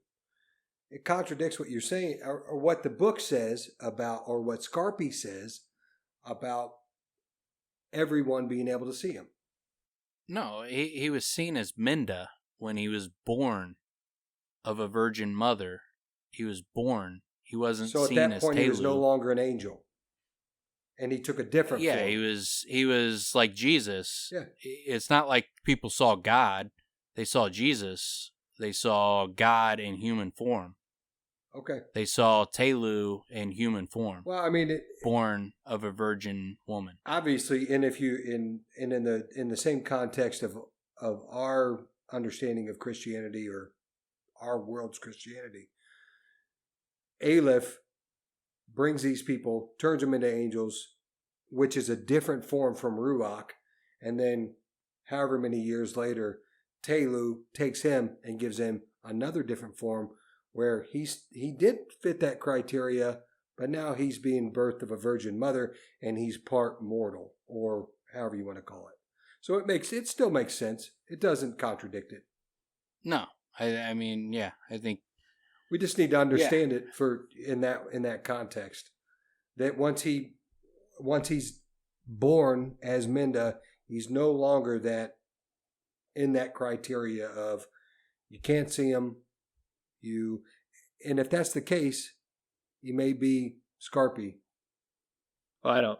Well, because Minda says, Tehlu says, as Minda, I'll come back whenever I need to. And so if he died with Canis and he decided to come back, he could be Skarpi. It could be anybody, or it may not be anybody. You know, we could go down. I'll leave it alone. You know, we could claim everybody as everybody, but I don't think unless there's supporting evidence for the theories, I don't think Tehlu is Skarpi. Skarpi talks about like he knows Tehlu on a friend to friend position, not a I am Tehlu, and it just doesn't make any sense. They can't be the same person. Like Tehlu is walking around just telling. It would be just so, like, if you're just thinking about just writing a story, and you're writing this story, and then we read these two stories, and then all of a sudden Skarpi is Tehlu, like, why? Like, what would be the reasoning behind that? It doesn't make any sense. Let's move on. I agree. So the last aspect of chapter 28 that I wanted to bring up was he not only does he go and he says, "Oh, come now, Erlis." So he calls the priest's name. The priest has not said his name. There's no mention of the priest's name. He knows the priest's name. And then when he's get beat up, he also goes, "You should run, Kavoth. There's nothing to be gained by meddling with these sort of men. Head to the rooftops. Stay where they won't see you for a while. I have friends in the church who can help me, but there's nothing you can do here. So he names not only Erlis, but he also names Kavoth, and he has not heard both their names. And that leads me to think that he either has a knack where he's able just to kind of get a sense of things, or that he is a namer and he was able to name these people, and he named Kavoth, and that's part of what woke him up, is he named Kavoth. His real name, not just the spelled out name, Kvoth. Correct, yeah. Yeah, there's definitely more to him. That is one of the biggest pieces of evidence, if we didn't already have it, which we already do. But that ability itself is huge. There was a little spot when he's getting into it with the justices, and Kavoth says he managed to catch Skarpi's eye. He gave him a little half smile. Yeah, before he names him. Yeah, and he said, deep inside me, something selfish was saying, if you'd come earlier and found out what you needed to know, it wouldn't be so bad, would it? I don't know. For whatever reason, because he caught his eye, because like he felt himself, I almost felt like Skarpi put a thought in his head, but I don't know. It just kind of jumped out at me. I mean, I guess it could just be Kavoth's subconscious, or his which part are you talking about, Tim? When he's getting arrested, it stuck out to me, Tim.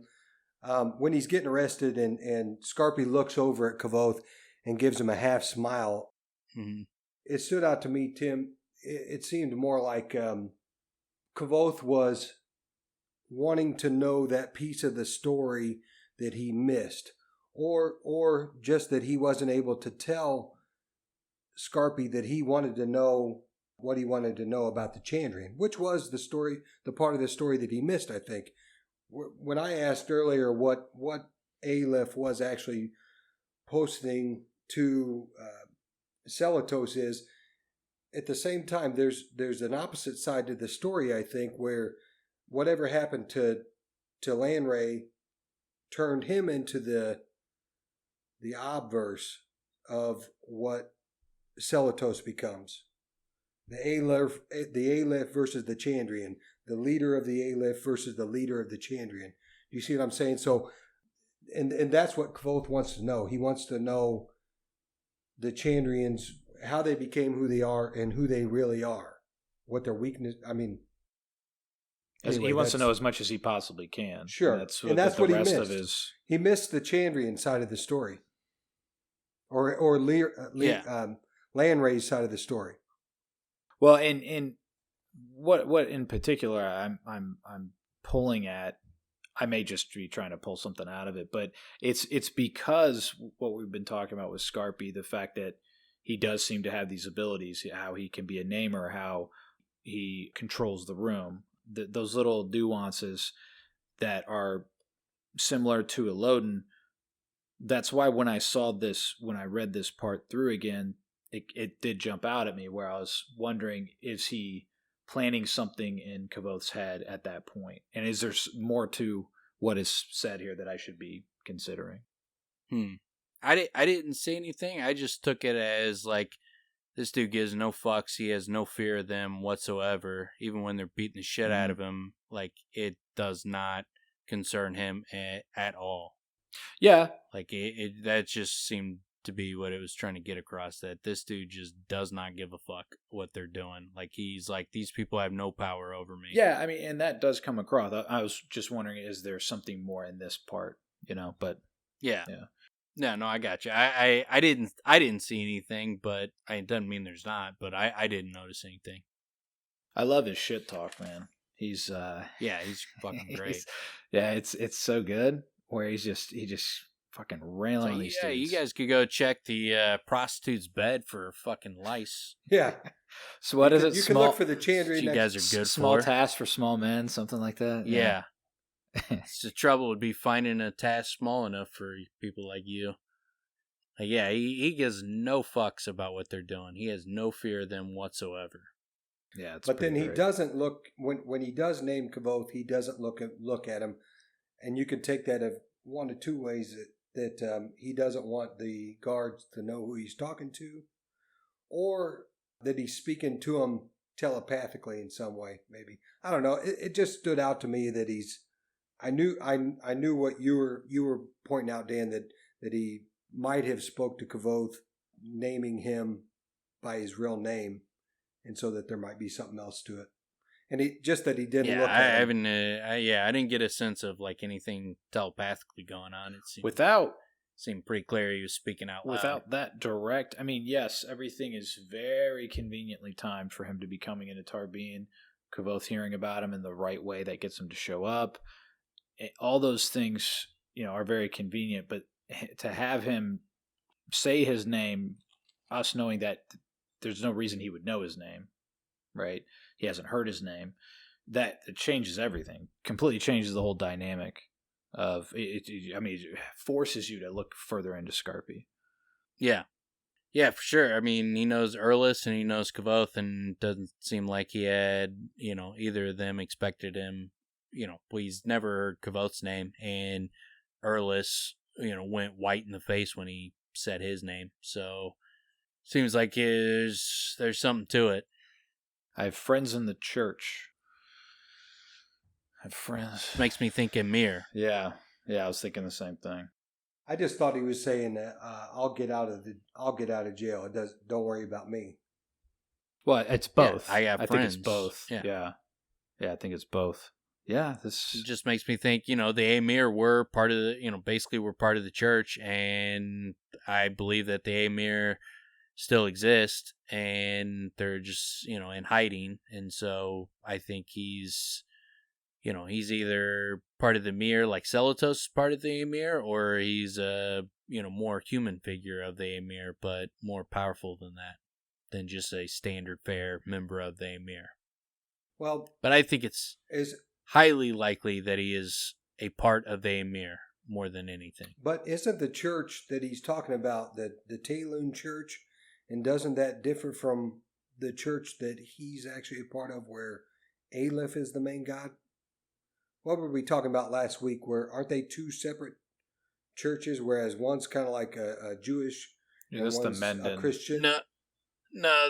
The Menders and the Taylans are both view Tehlu as God. Okay. Skarpi obviously doesn't. So Skarpi doesn't appear to be a part of either of their churches. Okay. Yeah, Skarpi would be more orthodox, seems like. Not even orthodox. He'd be more an entirely, if he's religious at all, an entirely different religion, because he sees Aleph as Lord and not Tehlu. He sees Tehlu as Aleph's angel. So he's not Tehlan or Mender. He's either not religious, but he doesn't talk on whatever they're basically like their Sunday, whatever day they talk, he doesn't tell stories on that day.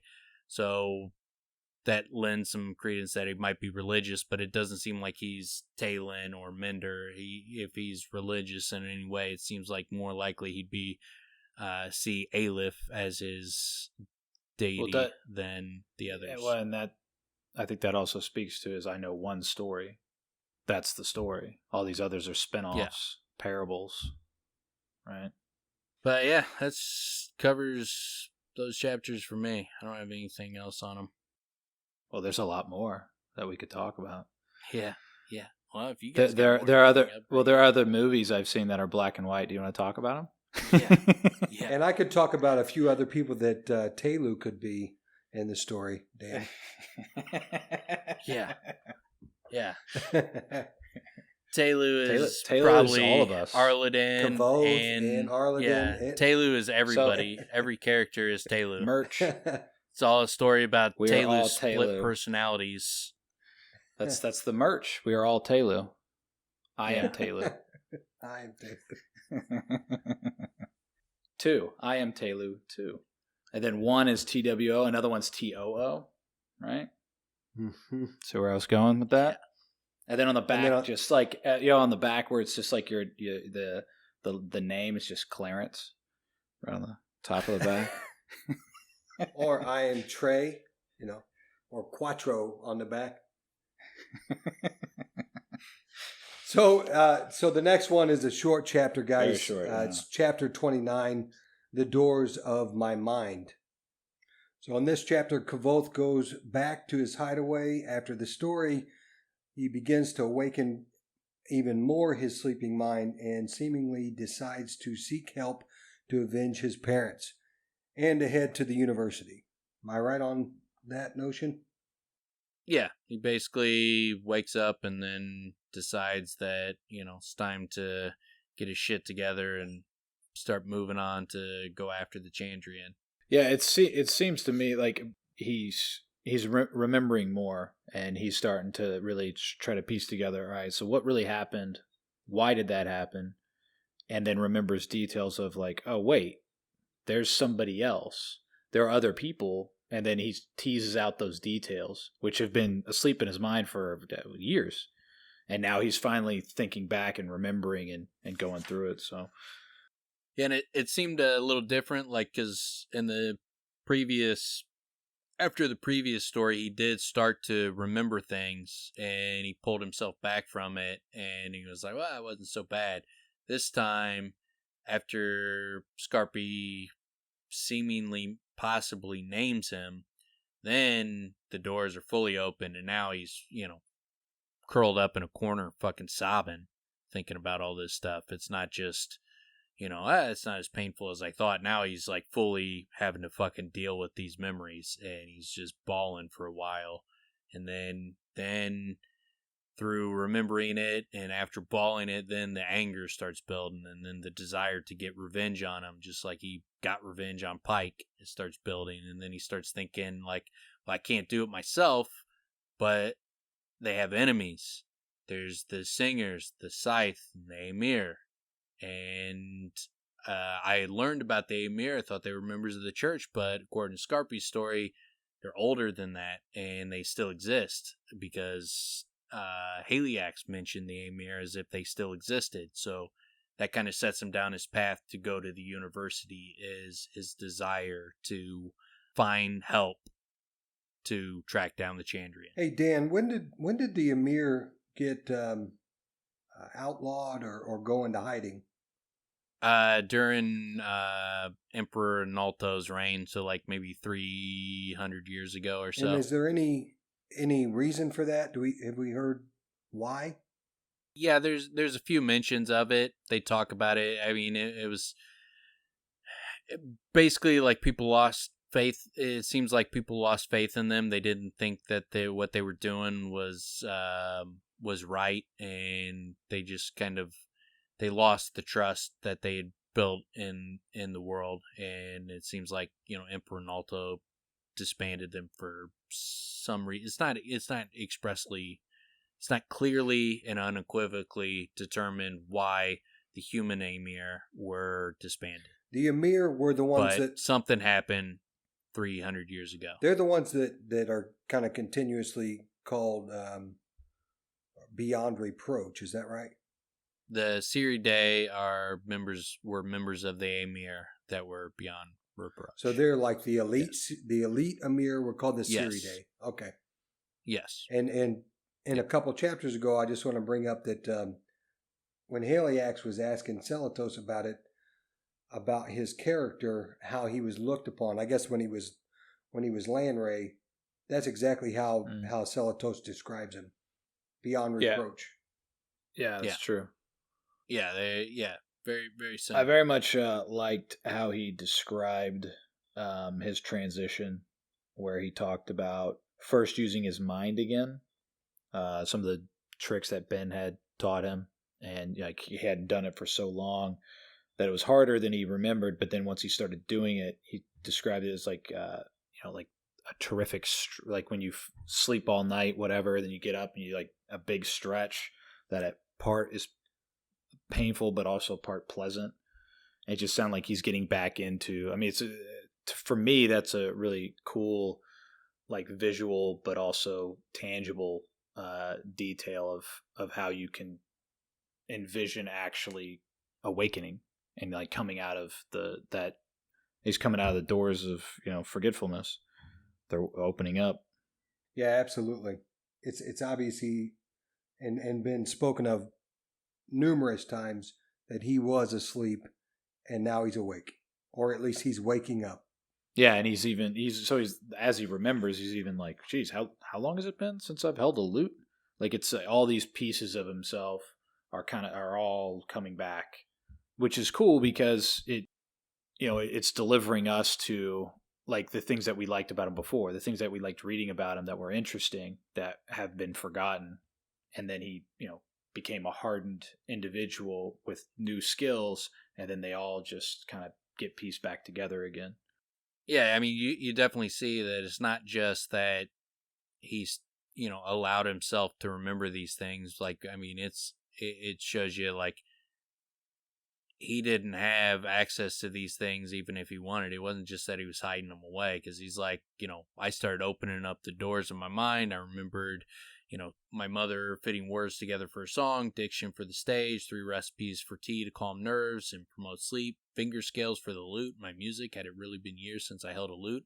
Like, it was like when the light flipped back on, he was like, holy shit, have I been fucking the zombie for years? It's interesting too, because you get like a little list of things that he's able to access, and then right after we get a list of the tangible things he has, which is like, I don't know, 29 cents, rhetoric and logic, 3 years, and that's what he's got. A tattered shoe, some blanket. Like, it's just like he has these objects, and we repeatedly get those reminders, which is pretty great because, I mean, he's impoverished, and all he has is these little, it's pathetic, this group of objects that he's able to scrounge together. And then now we're getting a list of like what he's had this whole time that he just didn't access. It's pretty great. Yeah, he's, this was like clearly our witnessing, kind of like Coat and Kavoth in the storyline. This is like what, if we were to see Coat become Kavoth again, this is how you would think it would resemble. Like, all of a sudden, just the floodgates open, and all of a sudden he just becomes who he was again in a blink of an eye. He just can't even believe that he's been gone for so long. Well, that's so artfully done too, because we get little glimmers of it, right? Those little things about the Coat and Kavoth differences, and then, but we also we hear about what he has been capable of, and then we see him attempt and then can't do it. So it's a cool journey to go down, because we're moving back and forward and throughout, and these different circumstances of the same individual, but this individual that has gone through these so many different transitions. Talk about character building. Holy shit. It's on another level. Yeah. Tim, besides that, the kind of the more obvious parts that you point out, as a first-time reader, you almost think, it goes along with Kvoth is just doing what he has to do and going and hiding, that he's done this by choice, and not like he did when he was in Tarbean, where he was kind of, or in the woods after his parents got killed, where he's kind of forced into behind the doors of forgetting. So I guess the next question is, has he been forced behind those doors again? It seems like it. Well, I think it seems like of his own. We've talked about it a number of times. I think like he's either purposely locked himself behind some doors, or he's changed his name. Yeah. His alar is broken. Something has happened where he is in a very similar state. We don't know exactly what happened, but yeah, he's 100%. There's something similar with Coat and him and Tarbean, and it's something he did. It's something he did. You think he did it by choice? No, yeah. What we were talking about, like with he blames changing himself. His name, with something with the lackless box is very likely. There's something that he did which has put him in this state. So, and I mean, maybe he's waiting to be named. Like he needs to be named again, or he needs to unlock the box, or a combination of the two.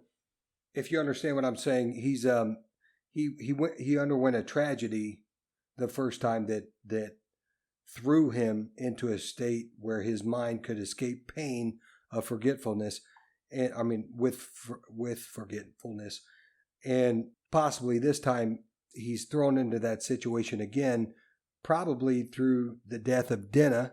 If I'm thinking about it logically, Denna's dead, and he's thrown himself, or he's been thrown behind these gates again. But as a novice reader, when I'm reading about Kote, I'm thinking that, Kvothe was this great guy, and now he's Kote because he's in hiding by choice. Now I'm thinking that because of the similarities between, Kote and Kvothe and Tarbean and Kote, that maybe he was forced behind these doors or pushed behind these doors again. Well, he blames himself for the tragedy that's going on in the world. He explicitly says that he changed his name. He says, I changed my name for some of the obvious reasons and for some of the unobvious reasons. So he is more, it's not the same. He went behind the doors of forgetting in Tarbean because his parents got massacred. That's not his fault at all. He had nothing to do with that. He blames himself for whatever happened that has got him hiding out in Noir. He blames himself for whatever put him there and for why he's hiding, for changing his name, and for everything. He blames himself. He did something this time. It's not something just happened to him. He might have had to do something that cascaded and caused him to change his name, go behind some doors, whatever, but he clearly plays some role in it. It is not just something happens to him this time. He clearly has to have done something that caused it. Okay. Yeah, it just seems similar anyway. It's very similar, but I think this time he caused it. Yeah. Yeah, he's definitely behind the doors, and yes, something catastrophic happened. He's at fault. He played a big part in it, if not caused everything on his own. And I think he was tempted. I think he took a similar temptation. He went for a greater amount of power to be able to use that power and leverage it in some way, hopefully to save somebody, to do some good, but to get that good, to accomplish that good, he created a lot of bad. And now we have Skrael, Skin Dancers, and Peril's Poontang's got to be in there somewhere. I don't know. Yeah. I don't know how it fits. And Grey Dalsenti. Got to find out more about that Poontang. Peen? What's this Poontang? Poontang this time. Switched it up. You said that last time too. You just briefly. No, I said P last time. Poontang. Oh. Now I said Poontang. Got to mix it up. Okay. But that pretty much covers it for me. I don't have anything else to discuss on these chapters. Dan, what's coming up? We got his getting out of Tarbean and getting on the road to the university. So he meets we're finally moving on out of some of these chapters where we got to dive deep and into just kind of some of the more, chapters where we can kind of just sit back and enjoy the fun of the chapter and not have to pick apart every 2 sentences. Yeah, this gets good. That's one consistent thing in these it's books. It's all good, but good. Yeah, you got the chapters you got to dive deep into are mostly at this point and before. They're more sparingly as we go along. There's still plenty of chapters where we got to dive deep into, but now it's more story just kind of starts moving, and it's you're the biggest moments to analyze. A lot of them have already happened. And so now we can just kind of slowly but surely just kind of throw some blocks on them, but without having to build from the ground up anymore. It's almost like all this up to this point has been a huge info dump, and now we get into the adventures of Kvothe. Yes. Yeah. Well, and it's using a lot of the info that has been shat upon us at this point. Yeah, we've definitely been shat upon. We have definitely been shat upon by Rothfuss. Yeah. Okay, well that's take a big dump on our chest. On that note, guys, have a good week, and we'll talk to you next time. All right, peace out. Yep.